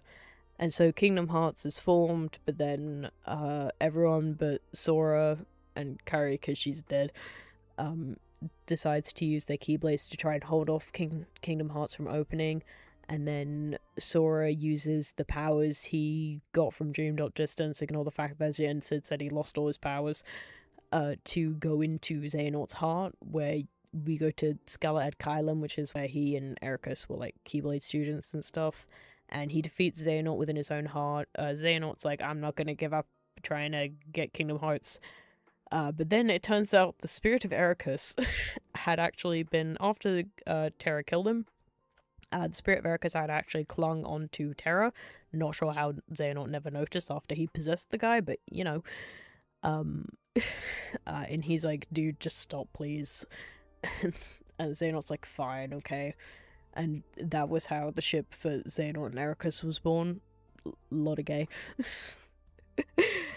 And so Xehanort dies, hooray, and then you would think that would be the end of the game, but it's actually not, because so Sora's like, well, Kairi's dead, but I don't want her to be dead, so I'm going to use the new power of waking I have to get back the shards of her heart, because Xehanort killed her by shattering her heart, and I'm going to get her back together again, despite the fact that everyone, even young Xehanort, the time traveler, was telling him, like, hey, if you keep doing this, you are gonna die. And so he does it anyway. He gets all of Kairi's heart pieces back. This is in a game called Remind, by the way. It's not a separate game. It's technically Kingdom Hearts. It was a free DLC attached to Kingdom Hearts 3, which kind of just expanded on certain moments in the game, and you had Mickey Mouse moments, which was epic. And yeah, Kairi and Sora are like, yay, friendship, yay, kiss, defeat Xehanort one last time, because Sora reclaiming Kairi's heart pieces was technically time travel. And you get this cute montage of all the characters going back to their daily lives after the battle, just before the credits. But then Sora fades away because, like everyone was literally telling him, if you try to save Kairi, you're gonna end up sacrificing yourself. So now the main character is dead. But it turns out he wasn't dead. He's actually been sent to Quadratum, which, like I said, was the world, the computer world developed by the people from the age of fairy tales, which, you know, it's not explained how he's wound up there yet. That's going to be explained in Kingdom Hearts 4, I'm pretty sure, but it's also referred to as unreality, which it also hasn't been explained, but, you know, it probably will be. And that's where we're at. That took me an hour. The 7... Oh, God. Who would win, Homelander or Sora? Sora would win. Sora has literal power friendship vibes. Spirit of Ericus. Carrie's dead. When did that happen? Kingdom Hearts lore explanations really remind me of FNAF lore explanations of how sporadic it is. Yeah. To do a super simple summary, now that I've said all of it, Age of Fairy Tales, big war happens, some of the characters who were involved in that got sent to the future. Young Xehanort, who is the main antagonist, fell to darkness because people are mean. Sora ends up losing his friends, has a whole bunch of shenanigans, loses the other friend, has a whole bunch of shenanigans, ends up in a coma. Other people from before him are also having shenanigans happening, but on a way worse scale. Sora finds out bad guys' plans, saves the people who are also going through worse shenanigans, fights a war. Oh yeah, Terra also got saved during all of that. They got rid of Xehanort possessing him because Terranort was also on his side. But yeah, so they fight the war, Kairi dies, Sora's like, nah, saves her, dies himself, ends up in Quadratum. So yeah. I'm back, but I forgot to ask, what's the next plan for ASMR? Next is a Mean Girl ASMR. Homelander would lose pretty badly to Sora, I'm not kidding. Sora has has magic. He has the Keyblade, which is a physical weapon. He has magic, like, if you've played Final Fantasy, he has, like, Firaga, Kiraga, Blizzaga, all that. He has the ability to travel into people's hearts and fight them inside their heart, so he wouldn't even have to, like, be physically attacked by Homelander. He can literally just catch the guy off guard, literally inside of him, if he chose to. And, and he also, he just has a bunch of different weapons at his disposal. Not to mention the plot armor of Power of Friendship. So I think it would be low div Sora. Mean Girl is in bully or not bully. The title of the next ASMR is Mean Girl. Yandere Mean Girl is only nice to you. So, which is gonna release tomorrow because I was gonna release it tonight, but I haven't had a chance to record it, and I'm having too much fun with everything happening right now. So, yeah. So that's fun. Yeah, it's very cute. Takes place on a rooftop. I it was a little hard for me to write because when I write insults, I try to, I didn't want it to come off as like the bully ASMRs that I did, where the speaker was incredibly harsh, but she still needed to be a little bit harsh to not the listener, but to the people she was insulting during the script. I don't know why I'm laughing nervously. Sorry. Yeah, Sora exists. Bro has key sword, power friendship, then he magics the bottom of Kingdom Hearts. Yeah, basically. We need one that Sundari just realized the listener actually hates her guts because Sundari is mean to her or him or them. So you remember that people were asking me to do a Sundari to Yandere script? I finally started writing that, and I have, in fact, decided that is actually gonna be a plot point in it, so hooray. I don't know how quickly I'm gonna be able to write that script, because I'm still trying to do other things. I'm so sorry to the people who know what I'm referring to. But yeah, it's good.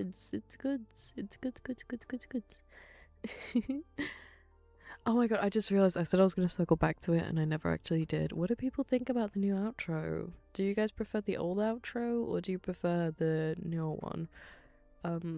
So obviously the old outro, I had the theme music, the lo-fi beats thing on it, and it was more just sort of said, it was soft spoken, but it was still a bit loud, and obviously it was quite quite long. But the new intro, I've done it more yandere focused because, I've basically just sort of sold my soul to yanderes at this point, and what's the word?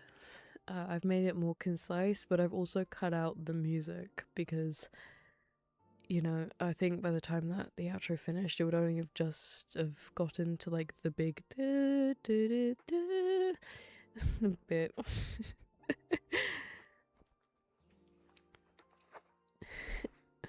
So it's a musicless one now. I haven't watched it yet. Watch it, please. Please help me out with the YouTube algorithm. I'm so sad. It's only at 2.2 thousand. That sounds really conceited. It's only at 2.2 thousand views, but it's like I would have liked it to have been able to reach 10k at least. 1 second. Oh god. Oh god. Sorry, my phone's about to die, and it's the only way I'm able to read chat. God. Oh no, I forgot I was charging my headphones. Oh god. 1 second, sorry.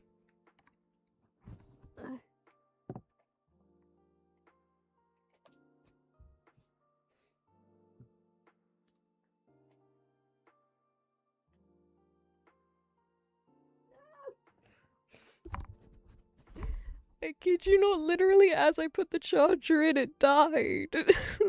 Like, sorry, chat, I'm not gonna be able to see you for a second. Oh.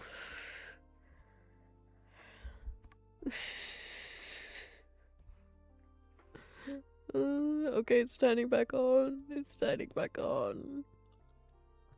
Oh my god.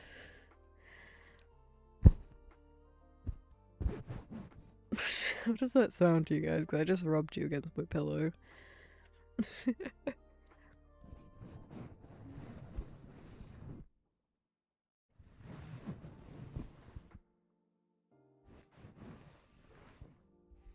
Does that sound nice? Do you guys like the sound of being rubbed against my pillow? Or do you want... I keep saying this, but I don't know exactly what I mean. Do you want to rub me against my pillow? You get magic hair sounds now. I had a shower today. It was a nice shower. It had to be a quick one because I had to be out very early this morning. So, like I said, I went to sleep about like 2:20, 2:30 this morning, and then I woke up about 8 o'clock, and then I realized, oh shoot, I've overslept because I had to be out early this morning to like do things, even though it's a Sunday, which I hate, but you know, get it over with and it'll be good. So I jumped in the shower very quick, and I had a very quick shower to wake myself up. Also, I, needed one. But yeah, it was very nice. I really love the way my hair feels after I have a shower. It's so nice and just like smooth. It's just nice. Hair feels really nice, guys. If you wanna like stroke or like pull on my hair or whatever, you have my permission to do so because it feels really nice.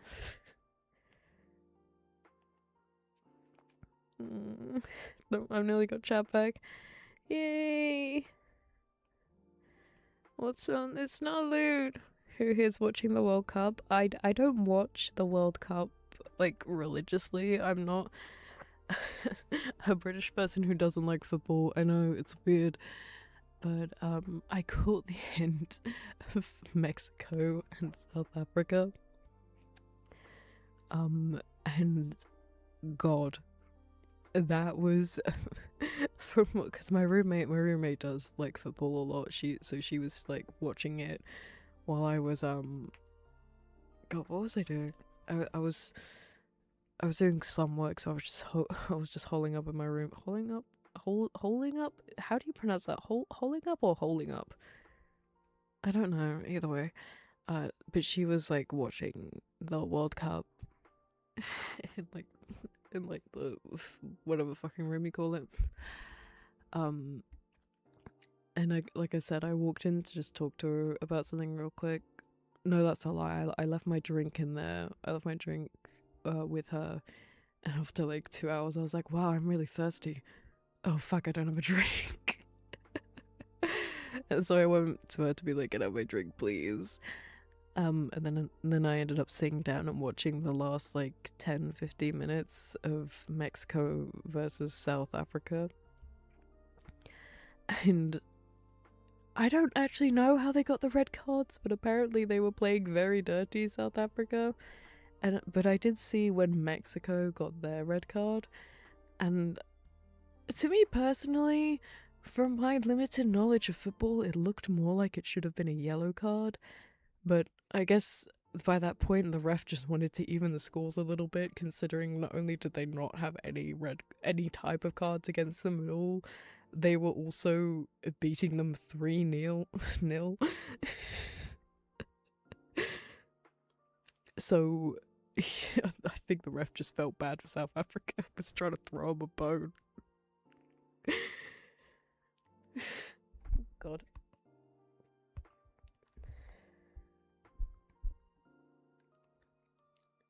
Yeah, I'll play with it, no doubt.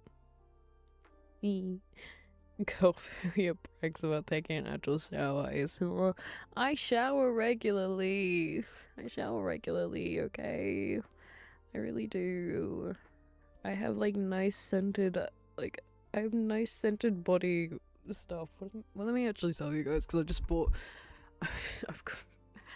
so because I don't want to like flood the bathroom with products, whenever I am running low and I buy something to replace my current like shampoo, conditioner, body wash, whatever, I just keep it in my wardrobe until I'm like done. I just keep it in the bottom of my wardrobe until I need it. So, and I've just bought a new bottle. I've actually gone for a different scent now, so you're getting the Nat Future Smell exclusive.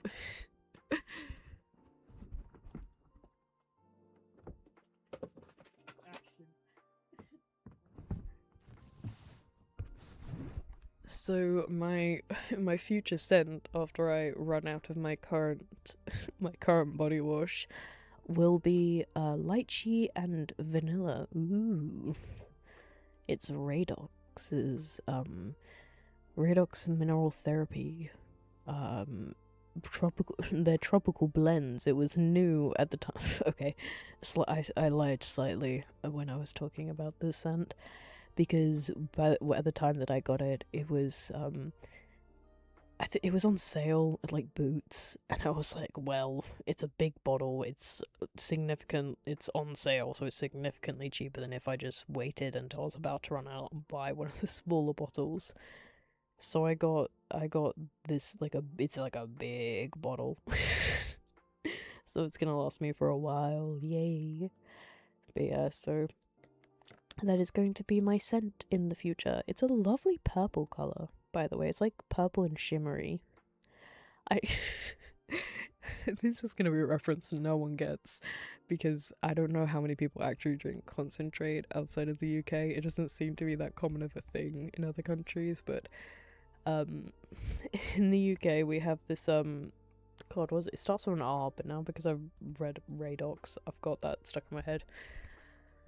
There's this really popular brand of like juice concentrate in the UK, which is, if you don't know what that is, you pour like a bit of this into your drink, and then you add water, and you have like a flavored water drink, but it's like very strongly flavored. It's not like just kind of weakly flavored water that you typically get. And when the Wicked movies came out, they did a collaboration with them, and the thing that was meant to make these flavors stand out, other than the fact that they were like exclusive to, I think it was the second movie, like there was one based off Glinda, there was one based off Elphaba, and there was one based off the city of the city of Oz, or actually that was a lie, it was based off the Yellow Brick Road specifically. Other than I actually ended up getting to taste the flavors because they were like doing a promotion in like different retailers around the country, I think. So I tried it, and it was very nice flavors. My favorite was the Elphaba flavor, but I didn't actually end up buying any. And then I kid you fucking not, same day my roommate comes back and she's bought the Glinda and the Yellow Road flavor, and I'm like, no, I should have told you to get the Elphaba flavor, no.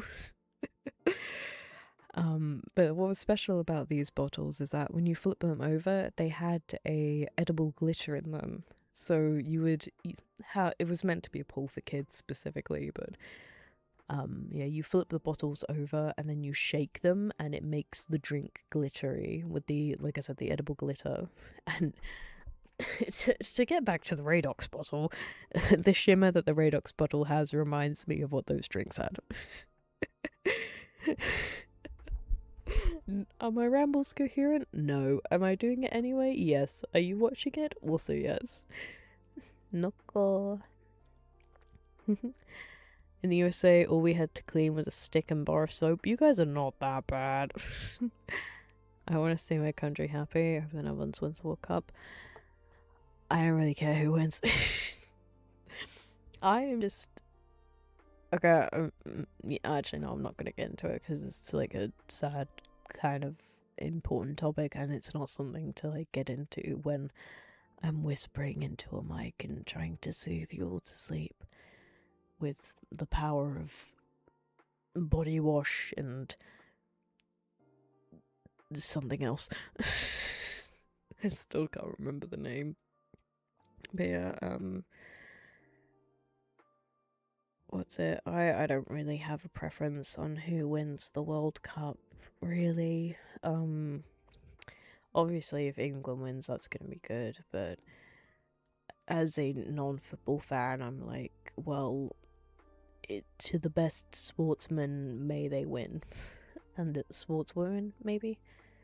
I don't know. They don't... The women's World Cup isn't... Is at a different time to the men's World Cup, isn't it? I think. It's men's first and ladies about a month after the men's concludes, I think. Is it? I don't know. I just know that the lionesses are a lot better than the lions in the UK. Which, if you don't know what I'm talking about, the women's England's football team is called the Lionesses. So I feel like we are going to sink into the sea if we win, but like the whole country will party if we win the World Cup. You just want the free food that's gonna come out of it. I'm kidding. Yeah, I mean, what's it? Brazil and Morocco had their match yesterday, I think. And then it was Scotland and the USA, I think. It was Scotland versus someone, I forget, yesterday. I don't know who's doing it today. Oh wait, yesterday was Switzerland and someone, wasn't it? As well, I don't know. There are a lot of matches going on right now. I don't know what's happening. Oh god, I don't know how many of you guys are on Twitter, but there was a video of, so ages ago, there was a video of a cop coming down, like, I think it's in Maryland or something. I don't know where specifically, but a cop came, like, shooting out of this specific slide in America, which now, if you look it up on Google Maps, apparently, if you actually click on it, it will refer to it as Cop Slide. It actually has its own little pin on Google Maps. And as a sort of unofficial sequel to that video, a bunch of Scottish tourists who went to America because Scotland was playing there since it's a host country this year. It's this video of this older Scottish guy coming down the slide, like significantly slower than the cop, but in his kilt and playing the bagpipes, and the camera zooms into his face once he's fully down, still playing the bagpipes, but you could tell he is absolutely drunk out of his mind. It is hilarious. I would say get Twitter just so you could just see the guy's face. He's just like staring like blankly. So he's staring blankly, but so happily, just up into the, not even at the camera, but up at the sky as he plays his bagpipes, just laying down on this like this metal slide. It is hilarious. Hey, number one hero X, hi X, hi. Do a backflip. You want me to do a backflip while laying down on my bed? How do you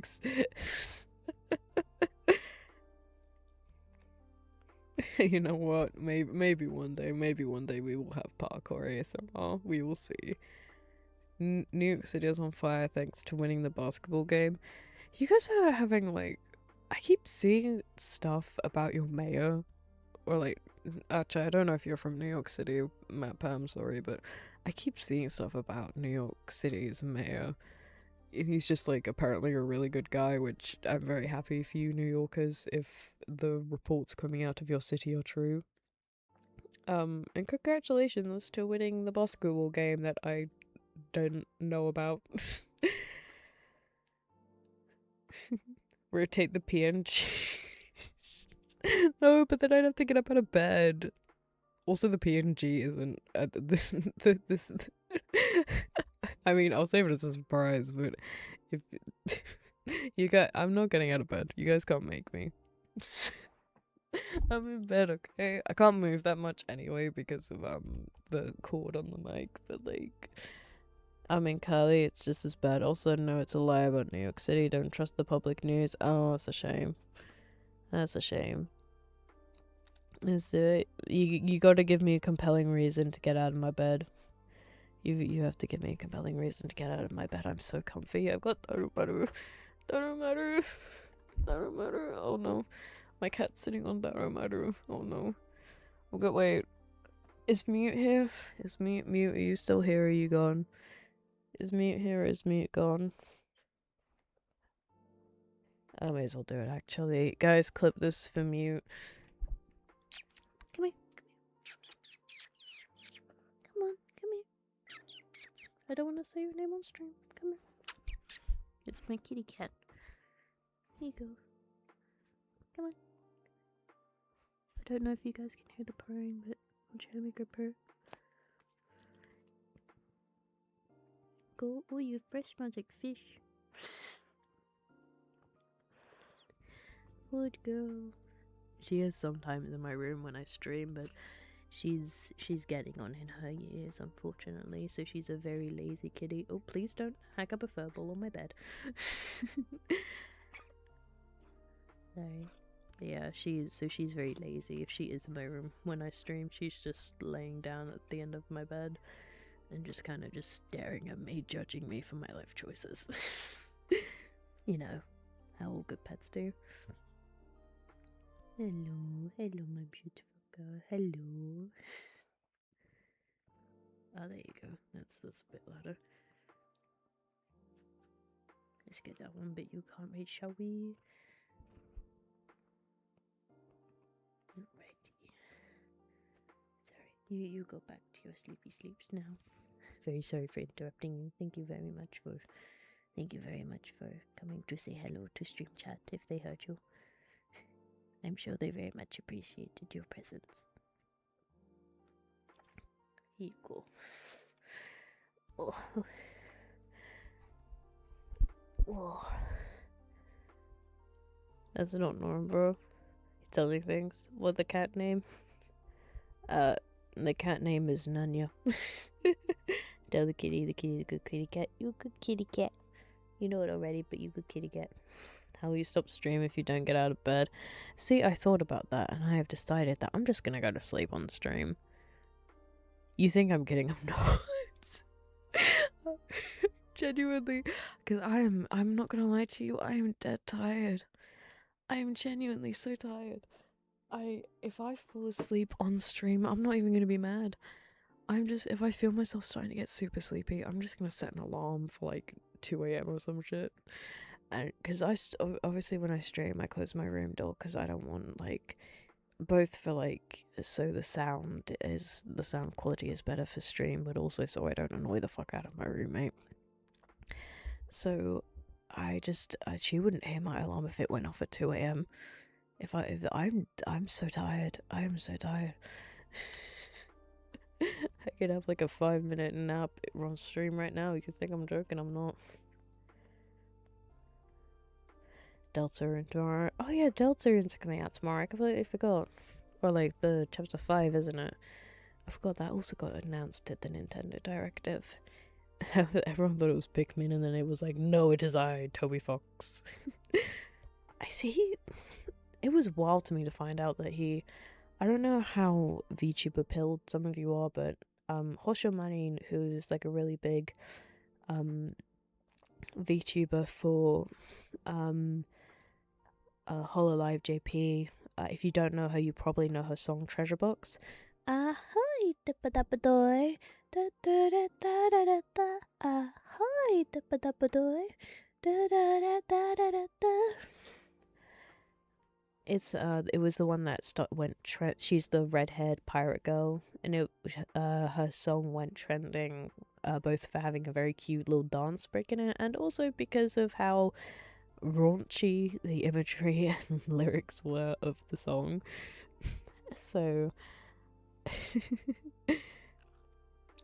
you probably know her for that. But she actually had a song not that long afterwards, called Dead Mam's Chest, which was actually kind of a secret sequel to the song. A bunch of her original songs that came out since Treasure Box have actually been building up this sort of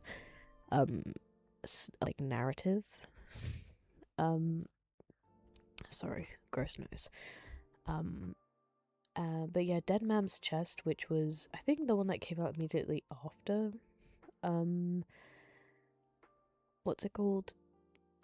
Treasure Box, was actually the composer. I think it was either the composer or whatever. Toby Fox wrote the song. Toby Fox was the writer, and you can definitely hear his style of music in it. It reminds me a lot of the Undyne fight music, that background music specifically. So if you like Toby Fox's music and you also like VTubers and for some reason haven't seen Hosha Marine, or in general just love banging songs and amazing vocalists and soundtracks or backing tracks, yeah, so Dead Man's Chest, listen to it. Hey, if we stay when you wake up, do we get wake up ASMR? Hell yeah. Wait, were we having a sleeping stream? No, unfortunately.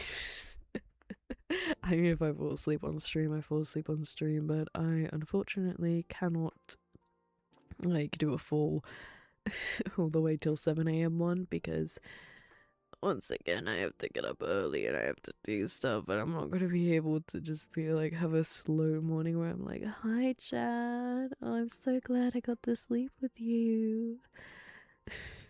And then just pull a surprise Yandere out of the bag where I'm like, oh, you thought you could leave after we woke up? No. You're stuck with me forever. Violet and Scarlet, yeah? Oh yeah, I forgot about that. He's a really good composer. He is honestly insanely talented. And also Ed Sheeran for Sword and Shield. Celestials. It always surprises me when there's like, whenever a collaboration happens for some reason. I don't know why, but whenever like major people collab, I'm always like, wait a minute, that's not supposed to happen. Like, you'd think I would be used to it after, or anyone would be, after seeing like all the major like artists collab for I don't freaking know, Nicki Minaj and Ariana Grande, or the Vamps and Demi Lovato. Wow, I'm really showing my age. But you would think, what's some recent collabs? Shawn Mendes and not Serena Carpenter, what the fuck? Serena Carpenter, Jesus. Anyway, you would think that I'd be used to it because of just general ones anyway, but it's always like the Addo with the, God, I forget the fucking names, but the one that Addo is doing for the Blue Lock movie. Wait, oh my god, I'm so jealous of Japan though, because Addo is getting like specific football themed merch. But it's not only is it I don't think it's JP exclusive, but shipping rates from Japan are so high. And also, just the merch itself is so expensive, because like Kanye was a real one and he sent me a bunch of like the promo arts and stuff for it. And I was like, oh yay, oh that's so cool, oh that's how much it costs, oh okay.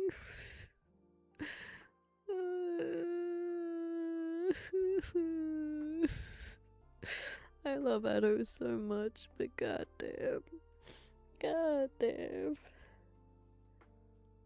Maybe someone will in the future. I'm so glad I go to sleep with you, something no one would ever say to me. You never know. Want to hear a fun persona fact? Yes, I do. Let's see Natalia being a sleep talker and dox herself somehow. Oh, no, apparently I'm a snorer. I don't snore that loud, I don't think, but it still happens, so I guess that's another reason why I wouldn't really want to actually do a sleep stream.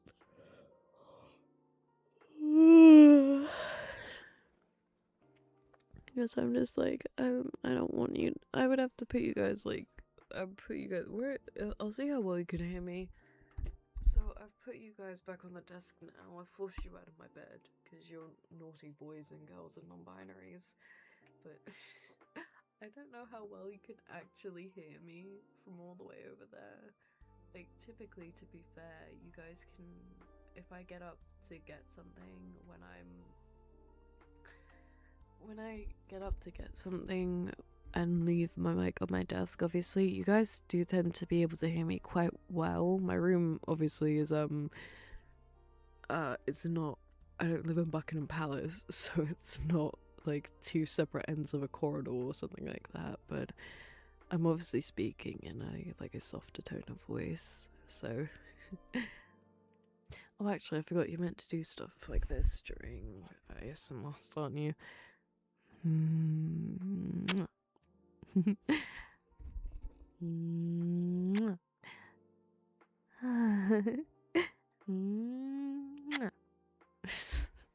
Sorry. Oh god, sorry, I just punched the mic. I kiss you and then I punch you. There's the sundry ASMR years I've been wanting. Yeah, I've been watching, the reason I remembered that is because I've been watching a few live ASMRists recently, VTuber ones, a big one like Milky and a few others on Twitch who, I'm so sorry I don't remember your names. Oh, I really wish I could shout you out. You're all like fabulous at what you do. But yeah, I've been listening to stuff like that just so I can, because I'm like, I want to up my ASMR game. Woo! And Milky does a lot of kisses during hers. So I was like, I should probably do that. No, don't get off charge, no!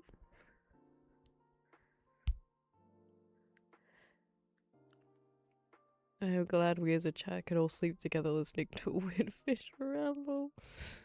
I wish I went to her first overseas tour. She was in my area. I didn't get to see her first one, but I got to see her second one, and I love the light stick that I have. It's a little jewel with a rose inside.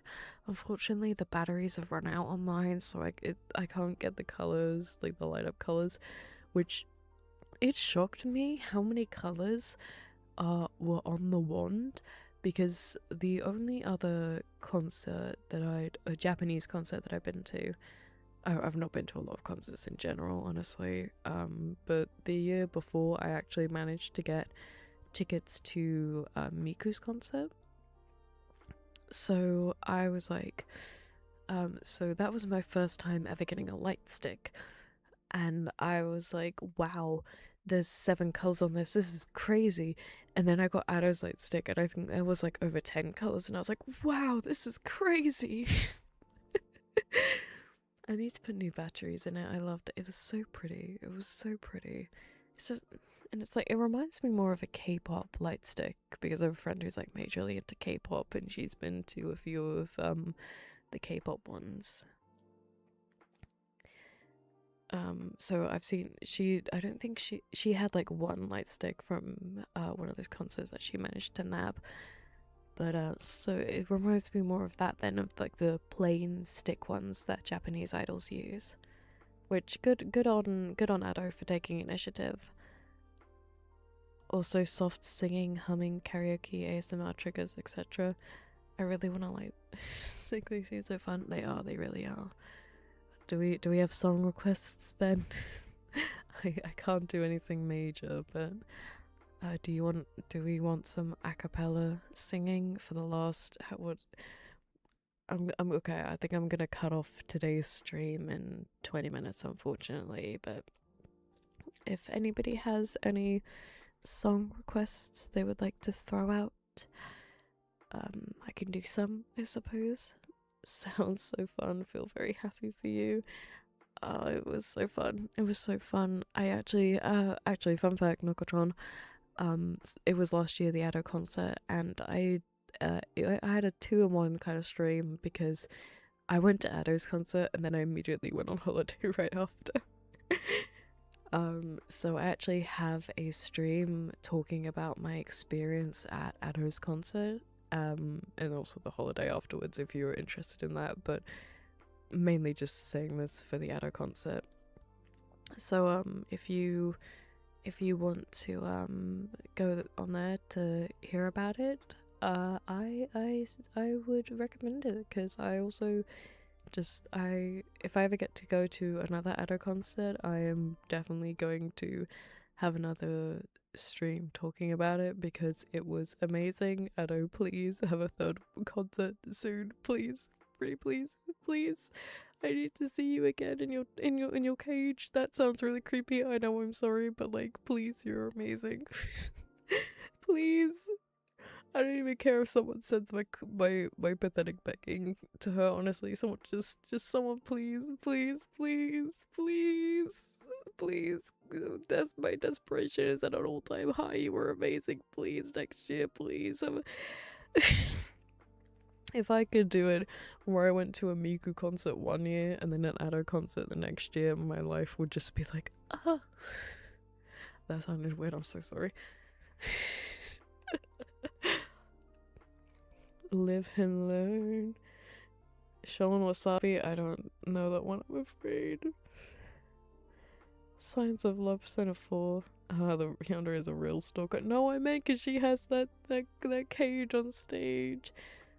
What was it? And are you okay? I'm okay. No, I don't want her to get in my basement. I can't see her do a concert if she's in my basement. Did I give a speech at the show you went to? She did. She gave like a okay. It was kind of confusing. Not because of I don't think it's her fault. But so she was giving her speech in Japanese. She can speak English to a certain degree, but she obviously can't speak it fluently enough for her whole speech to have been in English. So she was giving her speech in Japanese, but the subtitles that were behind her that were meant to be describing what she was saying like full paragraphs worth of stuff, but the subtitles behind her were like one single line of just I guess it was essentially summarizing what she was saying, but she was saying it in the eye perspective, like first person perspective, like she was saying it.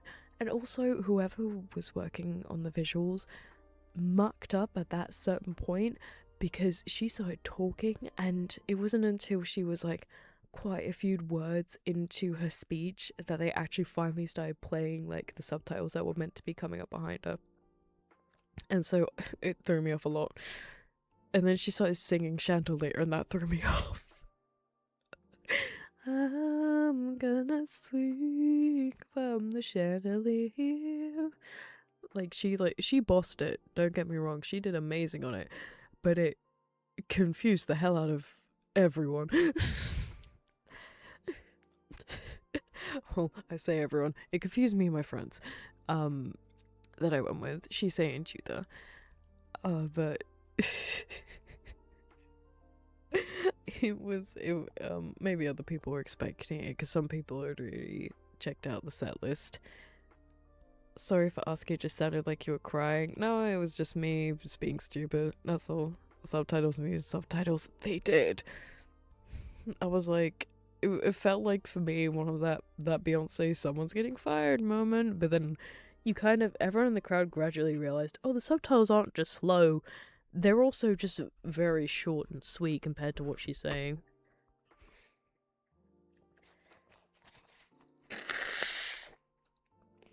Oh, my nose. 1 second, sorry.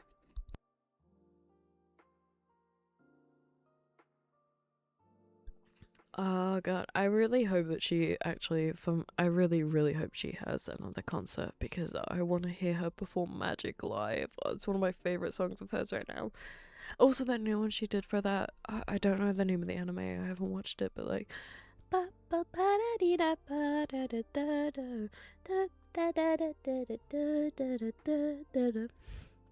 you guys seen the like little animation that someone did to that? Oh my god, it surprised me. Like, okay, this is I'm worried I might sound bad saying this, but it surprised me a bit when I learned this. So that little song there, that she just released for a little like, I think it's like slightly comedic slice of life anime thing. It's a very cute looking anime, but obviously quite clearly for children, I think. Or if it's gonna be one of the ones where the art style looks childish, but it's actually for adults. But someone made a little animation of her, like, you know, Chibi Bean style, the very very tiny chibis with the big bug eyes. Someone did an animation of that to her, and it got 2 million views on YouTube. And it turns out the person didn't monetize the video. And I was like, when I read that, I was like, turn on monetization, you fool. You deserve all the riches in the world for bringing this to it. Oh my god. Like, genuinely, it's okay. It's a very simple thing. In terms of, like, what actually happens in the video. It's not the freaking Kimetsu no Yaiba fight, the Demon Slayer fights.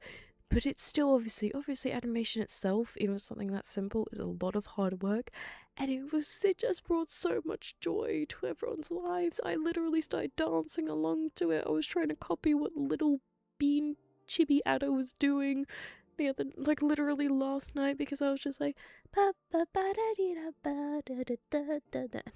it brought me so much joy. It made me so happy, and then I found out the person who made it isn't even getting properly compensated for the joy they're bringing into people's lives. Turn it on monetization, please. Please, let me compensate you, please. I can't be this happy and not pay it back, please.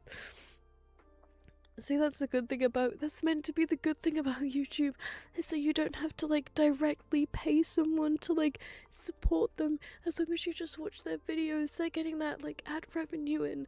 That's meant to be the good bit about YouTube. But now I'm finding out I'm not even able to pay back the person that way. It's like, ugh. I feel like the worst person in the world. They're such a talented person and they're doing that. Here's Usewa. Usewa. I know what song you're talking about, but I don't know the name. I need the name. Rah. What was like I mean, she just posted, just uploaded it or whatever. I don't know. Odoru Bon Pokorin. Yeah, it's called. The song is Odoru Bon Pokorin, and the artist who did it as Azul Adiana is the one who did the little bean animation that I'm talking about. It's so cute. It's so sweet. I love it so much. She's such a bean. I just kissed the mic by accident. It's just so nice. It's so nice. I love it. I love it so much. There's little shrimpies in the background and stars and spotlights, and she's just like stretching her little arms, and she's doing a little dance in her little like main outfit. She's playing a guitar, and it's so cute, and I'm gonna cry. I didn't even realize Ado had a mole until this moment watching the video. She's so cute. It's unfair. How can one animation be that adorable? And I can't even like pay the person back for it. It's so cute. It hurts. Oh my god. Oh my god. Chat, it's unfair. Like guy, please.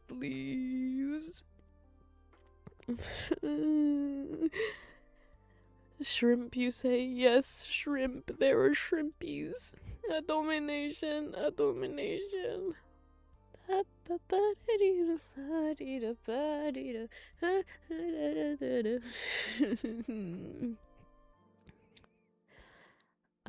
found it and saved it on Spotify. Yay!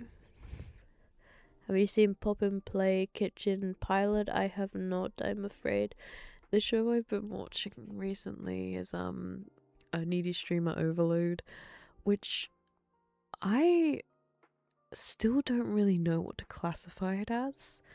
I'm gonna be honest with you. I'm not sure what its specific genre is. When I watched the first, I'm not, considering the anime isn't fully done yet, I'm going to do my best to avoid spoilers. I know I spoke about it before a little bit, but I tried to avoid spoilers then as well. I watched it last night while I was actually, in fact, I watched it last night while I was waiting for, while I was waiting for it to be downloaded onto my laptop. I caught the episode 11. I loved how this is not really spoilery, so I'm gonna say now, but I love how they janked up the intro after the events of the last episode. But yeah, I personally, it's weird because I said last episode fudge, last stream, that I viewed it as quite a hopeful story despite all the darkness surrounding it, kind of like the Amazing Digital Circus. No spoilers for Amazing Digital Circus either, by the way. I don't think I'm gonna get a chance to see it in theaters, so I'm gonna have to wait until the it comes out on YouTube, and even then I don't know how if I'm gonna be able to watch it on release. But I thought it was it's quite hopeful, but it's also got very dark imagery, so I feel like it's weirdly it's both, to me it feels like both a psychological thriller, not psychological horror but thriller, but also feels like a coming of age story, even though all the characters are adults. it's kind of just what it feels like. Maybe I'm wrong, maybe I'm thinking about it too much, but that's what it feels like to me personally. I don't know, I haven't actually read what it's specifically classified as. I know it's psychological to some degree, but I also found out apparently psychological itself is a genre. From trying to, like, when I was looking up the different types of psychological there could be, because obviously you have psychological horror, but then you also have psychological thriller, and I found out psychological itself is just a category, which I'm like, from the way that they were building up the episodes, it felt like it was going to lean just purely into psychological, but then the most recent episode came out and I'm like, oh my god. God. The circus is digital. How dare you? Remember the shrimp memes when Adam did the Aravital? Oh my god, you just see shrimp Adam. Oh, she's so cute. Oh my god. I shouldn't be freaking out this much over one woman, but goddamn. I know you deserve the world. The domination is yours. What if Sonic the Hedgehog appeared in the Digital Circus and said his iconic line? I think I would have the best conniption ever. I'd be like, I'd be Kane after Zubal's like, I want the ability to have sex. And then Kane just starts glitching the fuck out. That would be me. I'm on episode 3 of the Nini Streamer anime. I'm sorry, I'll try to keep spoilers to a minimum. I'm not really sure. This is a weird thing. I love the anime itself, but I'm not really sure who my favorite character is. I love Nechika's like visual design. I love that she's, even though she's got like it's a weird little appreciation I have, is the fact that even though she is the bustiest of all the three members of Karamazov, she is still presented as like the butch of the group. Because yes, Karamazov is a poly relationship, and I refuse to take any other answer. But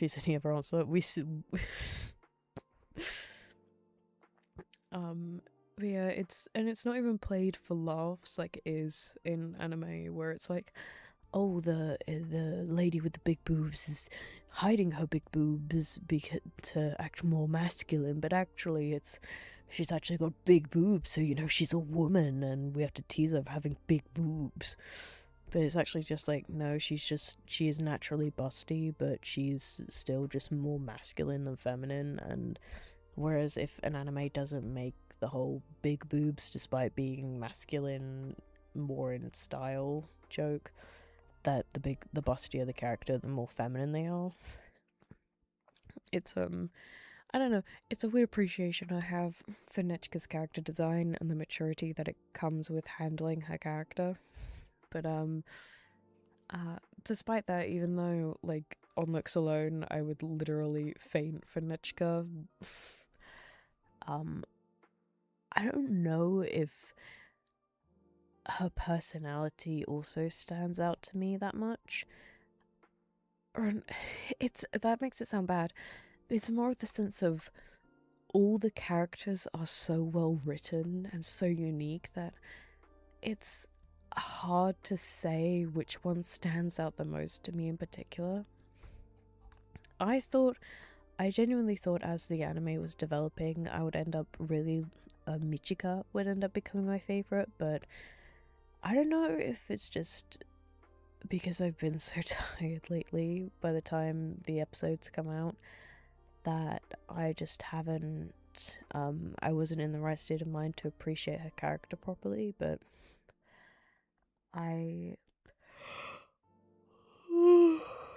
sorry, speaking of tired, I don't know, it was,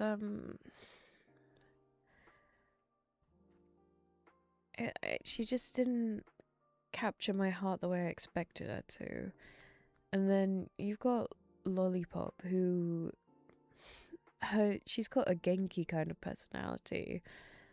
And usually I really like characters that kind of live on the crazy edge like her.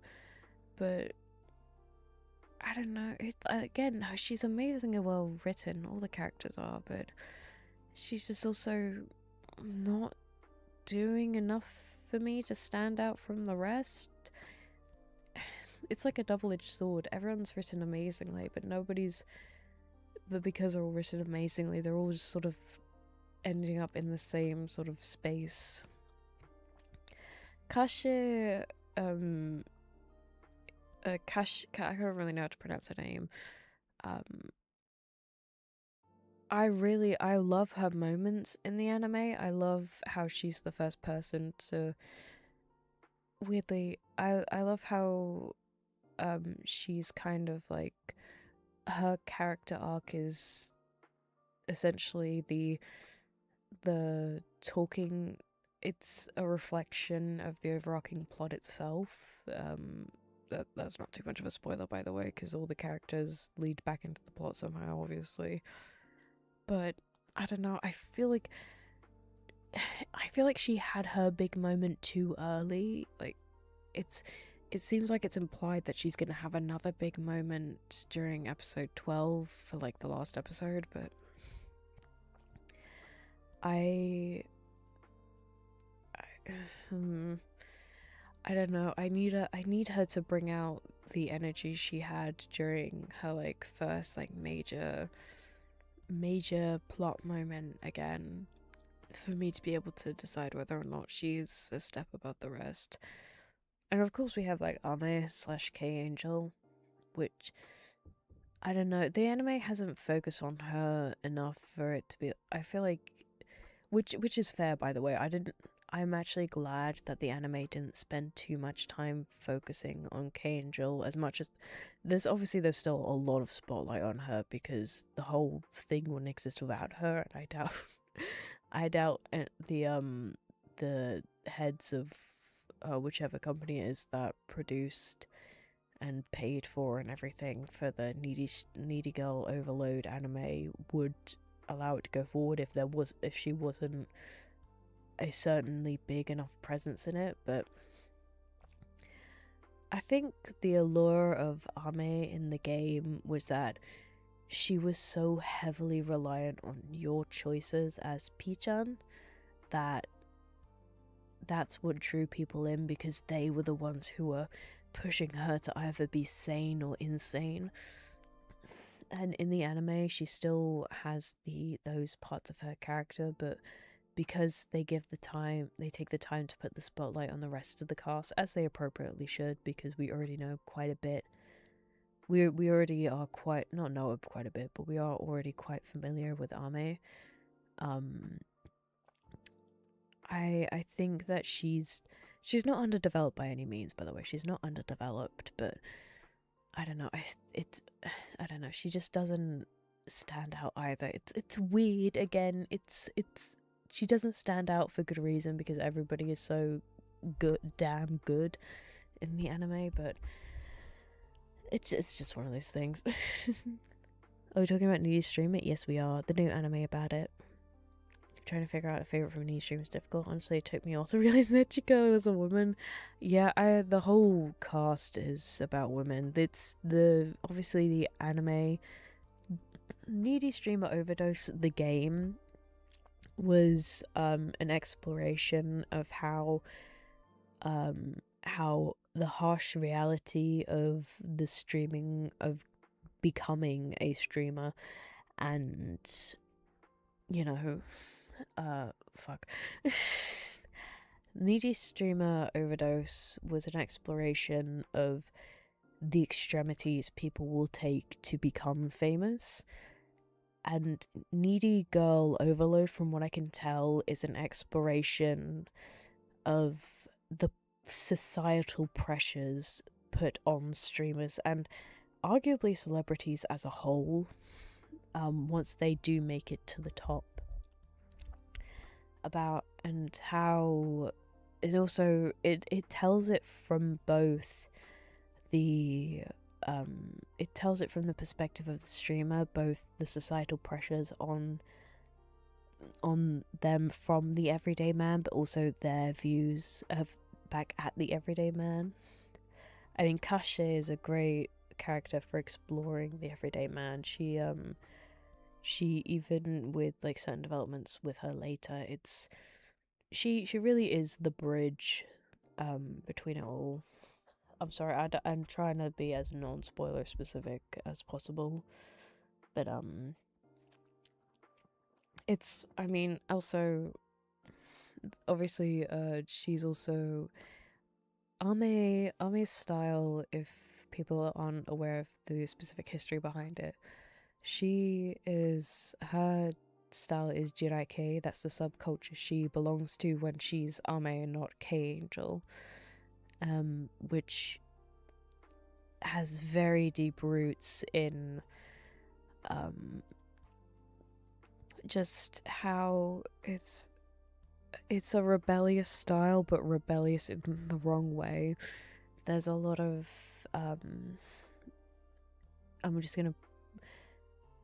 I'm gonna cut off the first letters because I don't want YouTube to flag me for this, but also because I don't want to trigger too many people. But elf arms, and also in compensated dating, if you know what that is. Obviously, it has a lot of roots in that, so it's a very destructive subculture if you follow it fully. Obviously, nowadays there are certain members of the Jiraike community who are just in it for the fashion style. They aren't there for the extremities of the subculture, which is good. Obviously, Jiraike is always going to be an expression of rebellion, but it also shouldn't come at the sacrifice of yourself. That's my perspective as someone outside of the subculture. And while it explored that through the streamer lens, it explores it a bit more in the anime, as well as just being a regular person outside of being a streamer. And also other subcultures, like I said, Lollipop is a very Genki style. I forget what it's specifically called. She's not that maximalist style where it's like tons of it's not a Lolita style. It's I forget the name of it, but the one where it's like just you shove so many things on yourself. Skirts, shirts, accessories, the plaster over the nose, that seems to be her style. And then, like I said, Nichika is very masculine, despite being a very mature bodied lady. And then you have Michika, who is a gothic Lolita, and then Kashe, who is a very punk style. All their styles are I think that's why it was intentional that they were all women, because all their styles relate. A big theme of being a streamer in Needy Streamer Overdose and in Needy Girl Overload is the rebellion from societal norms. And that is all. I don't know how much people know about Japanese fashion subcultures. I went in a bit of a deep dive with it because I fell in love with the Ojo-sama Lolita style, and then just went further and further into the rabbit hole of Japanese subcultures. But Lolita style specifically, to start off with Michika, it was a feminist fashion originally. It was meant to, the cutesy doll look was meant to battle against Japanese traditional Japanese, the styles of very I don't really know how you do, subdued styles, I suppose would be the best word, because if you look at a lot of Japanese fashion, a lot of it is minimalist. There's not really, in the everyday Japanese clothing, there's not a lot of patterns on clothes. It's all very beige, whites, just very standard colouring. And Lolita was meant to be more garish than that. It was meant to be a bold statement of femininity and cuteness, as a way to say, like, we are women and we are proud to be women. Unrelated to the book, by the way, the Lolita book, very, very, very different, very, very different. It's just an unfortunate cross wiring of names, as far as I'm aware. There doesn't seem to be any link between the two, thankfully. And then with lollipop style, it's in a similar vein. I don't know as much about the subculture there, I will be honest, but it's very clear, like with the Jiraike and the Lolita style, how it's very much veering away from Japan's standard styles of how you have to be in line with a person, rather than boldly declaring your sense of self. And then Anichika as well is, despite the fact that I would say she has a lot of feminine qualities, like I said, the mature body, but also the how she is essentially the mother of the group, even though I ship her very heavily with Michiko. She is the one who nurtures them. She's the nurturer. She's the one who guides them forward. She,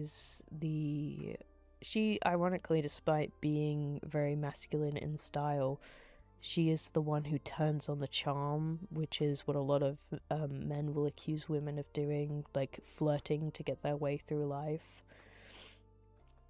So it's, I don't know, it's the best comparison I can make for her, because it doesn't feel like a disavowment of her femininity, the decision to dress masculine, but rather it's more like what Arlecchino does in Genshin. Everything comes back to Genshin Impact. Whereas, despite the fact that she, as a woman, does possess a lot of the feminine side of things, being like the one who raises the children, the one who cares about them the most out of all of the Fatui, the one who's just the protector sort of personality, she still calls herself father. It's the interesting dichotomy there. And then just to circle back to Kasha, I think I'm massively mispronouncing her name, by the way, but I mean, punk is a lot more well-known Western, and I think that's why they chose it for Kasha. They were trying to, by using a Western aesthetic for her outfit, it was meant to be obvious, therefore, to both Japanese and Western audiences, that the choice to dress these characters in all these different types of subculture designs or subculture fashions was to further the message of rebelling against normalcy and being your own individual, standing out from the crowd. like Kashe's obsession with punk, which you see in both her music and just a bit more in her backstory. Again, not super spoilery. This isn't. It's constantly referenced how with the punk style, it's the rebellion against what the biggest rebellion against the bigger players in society. They do mention in the anime about how a specific punk star who was heavily against religion, not heavily against religion, but was viewed as heavily against religion. Yeah.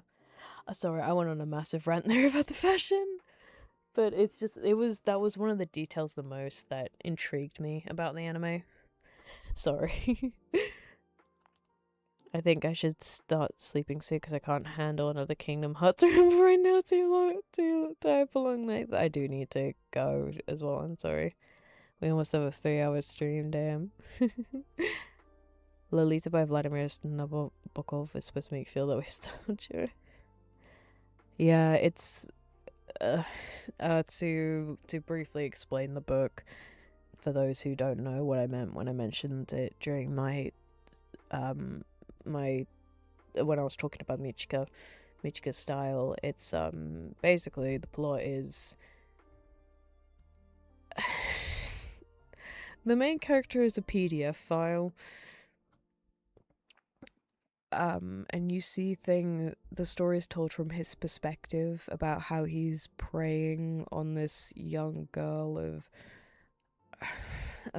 this woman he's married to. I think they're married. I have decided not. I've heard summaries of the book, but I haven't read the book myself because the material that I heard in it, it's the kind that I know would very much upset me. So I decided to, though I have heard it is a very good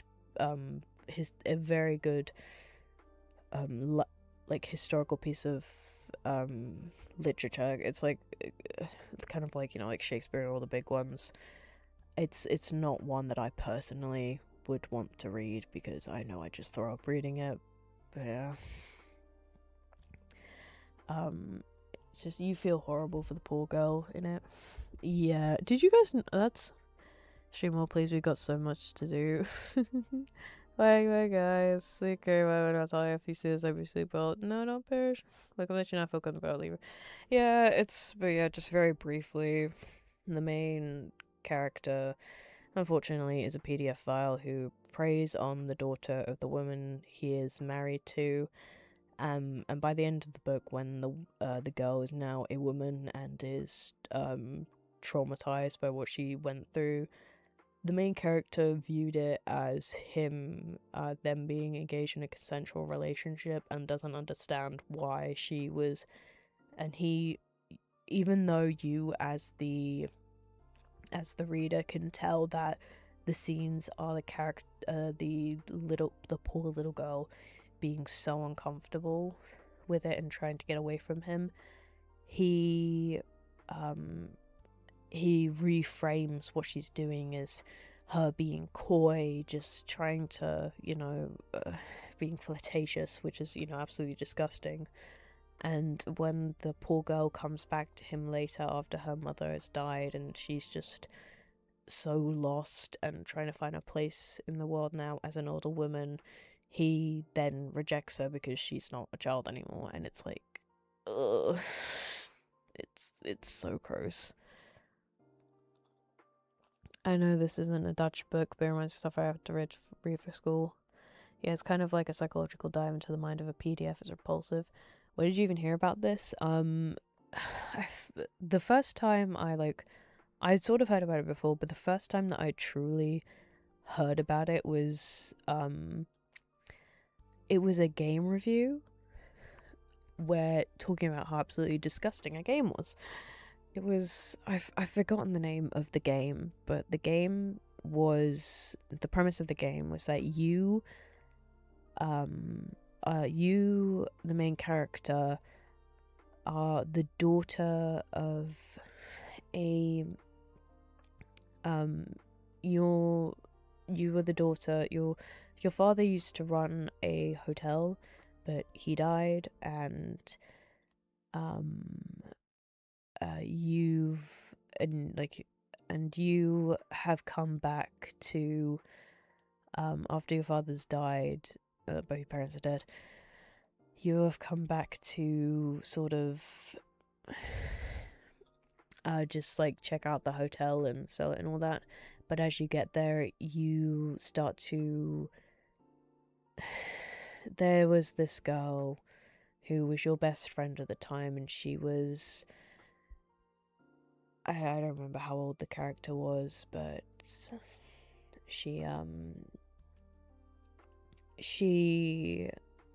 the plot reveals the plot starts off with you as the character hearing about how everything went wrong one day for your family after the girl the woman that your father had an affair with committed seppuku after she found out she was pregante. Don't know why I said that word, but and how that just sort of made your life spiral horribly.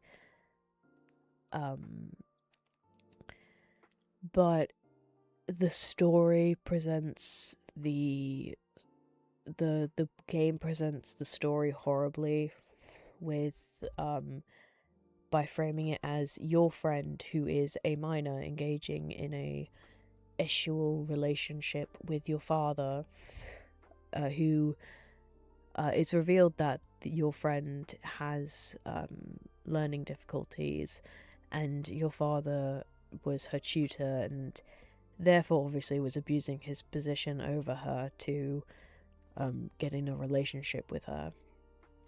But the story, rather than presented as it should have, the game makes a lot of parallels with Lolita to explain what the reviewer makes a lot of parallels with Lolita to explain how the game should have done it. That's how I learned about the book in full rather than just in passing, and then I read a review of it myself. Not a review, a summary of it.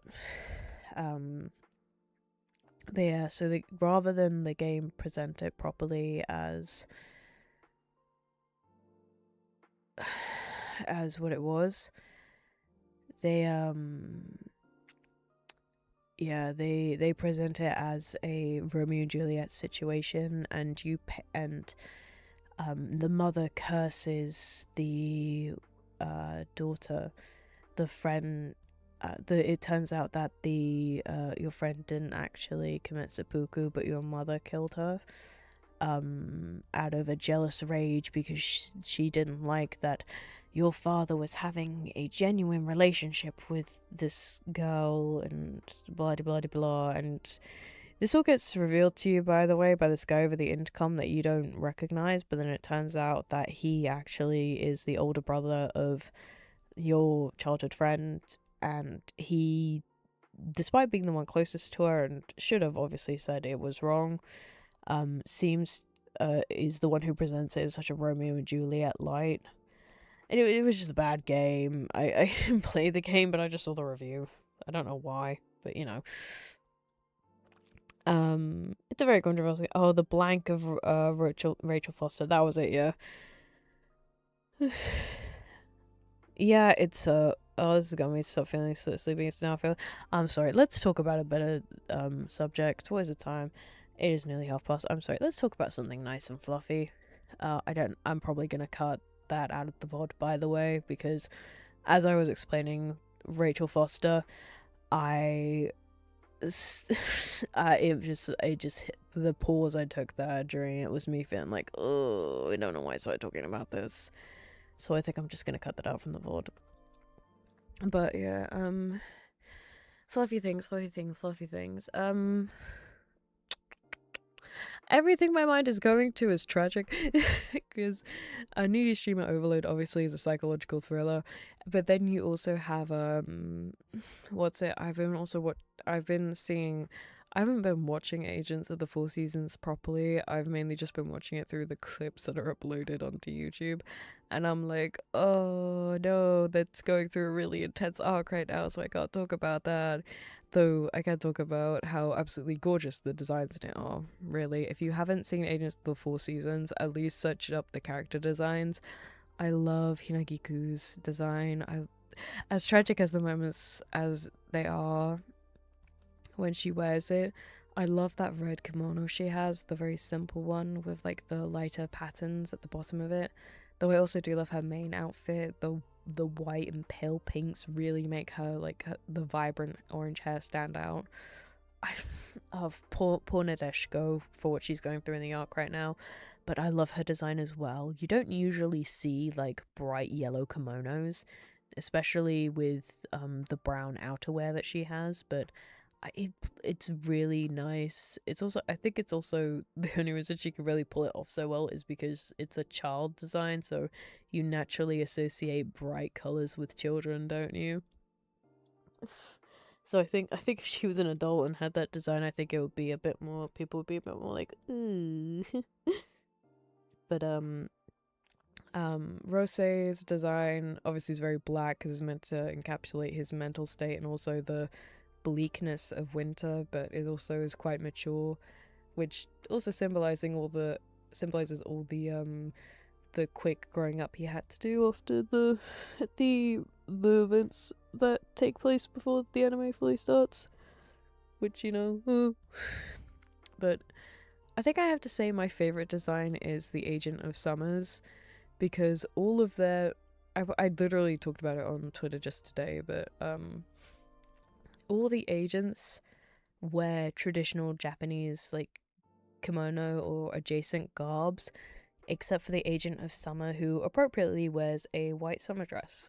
And I think that in itself is a show of rebellion, because the anime, if you haven't watched it, talks about the premise of the anime is that the gods decide to leave the turning of the seasons in the hands of humans, and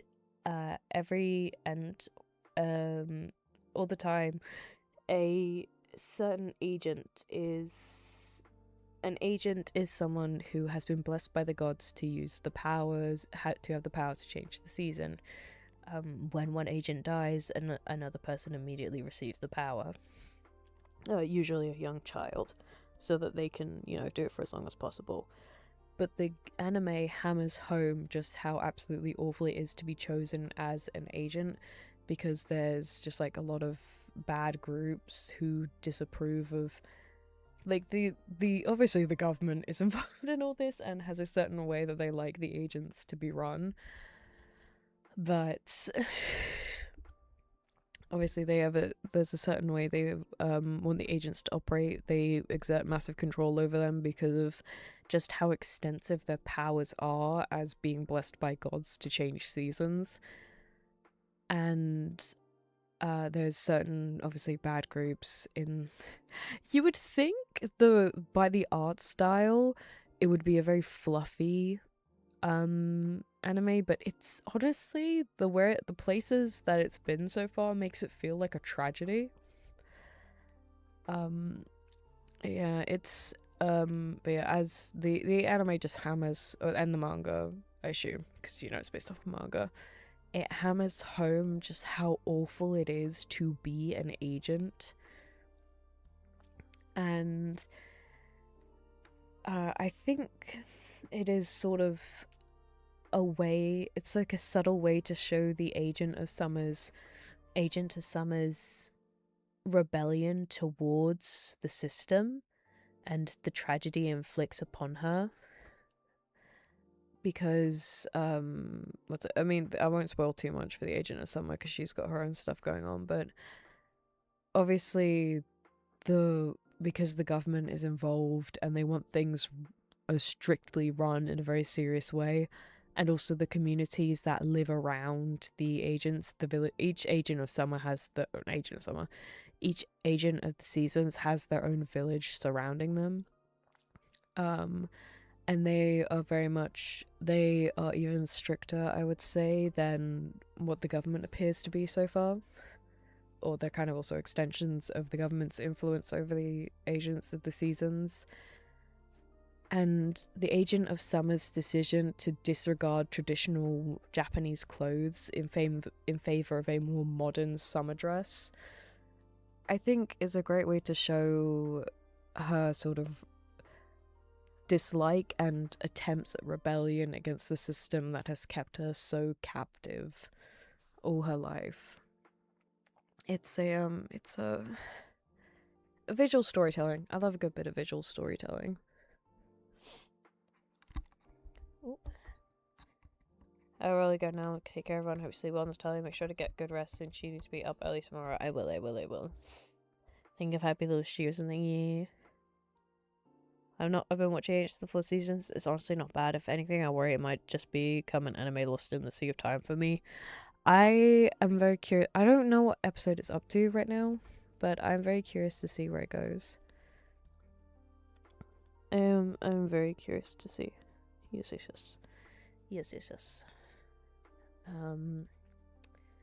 I don't know. Okay, I've gone over for half an hour than I expected to. I'm so sorry. It's just a job where people either want to use you or hate you. It's so awful. I would not want to be an agent of the seasons. But oh my, look, I'd somehow end up being one. Nah, I wouldn't be blessed with such power. I think even the gods would be able to take one look at me and be like, nah. I think I'm gonna have to a very abrupt change of subject, sorry, but I think I'm just gonna cut off stream now, guys. We've been streaming for 3 hours, and I said I was gonna cut off at 11, so we are half an hour over what we were at.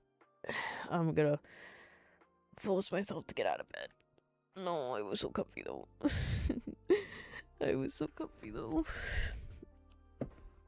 Oh.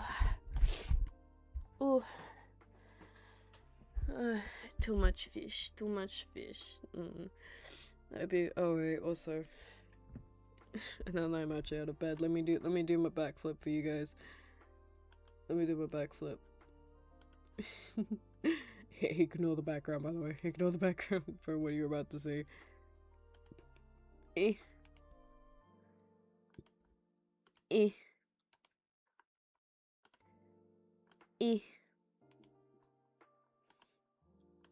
you go, my amazing backflip. I'm a relatively new member, found you once Doki started, so I don't know. Do you play Overwatch in your free time, or are you new to it? I have not played it once. I set it as a donathon goal, and it's the next thing I'm about to play once we finish Doki. But, yeah. It was nice. It's been a while since we had a stream like this. It has been nice. I want to do more just, like, casual. I know this has ended up just being more of a just chatting stream than a ASMR stream, which I'm going to try and rectify next time. We'll do another one like this, where you guys are in my bed with me. Yeah, thank you guys all so much for coming and joining me today. I have had a wonderful time. I'm sorry we have delayed Doki Doki a little bit to do this, but I don't know, I needed a bit of relaxation after losing my Genshin account. God. I will get Lohan one way or another. I see, I hope you like the game when you get to it. I hope I do too, because people will not stop telling me to play it. But, yeah, I needed a bit of relaxation therapy. But, when is the Doki stream planned Tuesday? No, sorry, I know I used to stream a lot more frequently than I do currently, but I've cut back on my streaming hours so I could focus a bit more on ASMR. Though if the algorithms tell me anything, it's telling me that it doesn't care and it hates me and it wants me to suffer for all eternity. But, you know, we're just gonna ignore that for now because my feelings hurt. Yeah, thank you all so much for coming around today and taking this chance to sleep to my lovely voice. I hope you all have a wonderful day or night, wherever you are. Bye bye.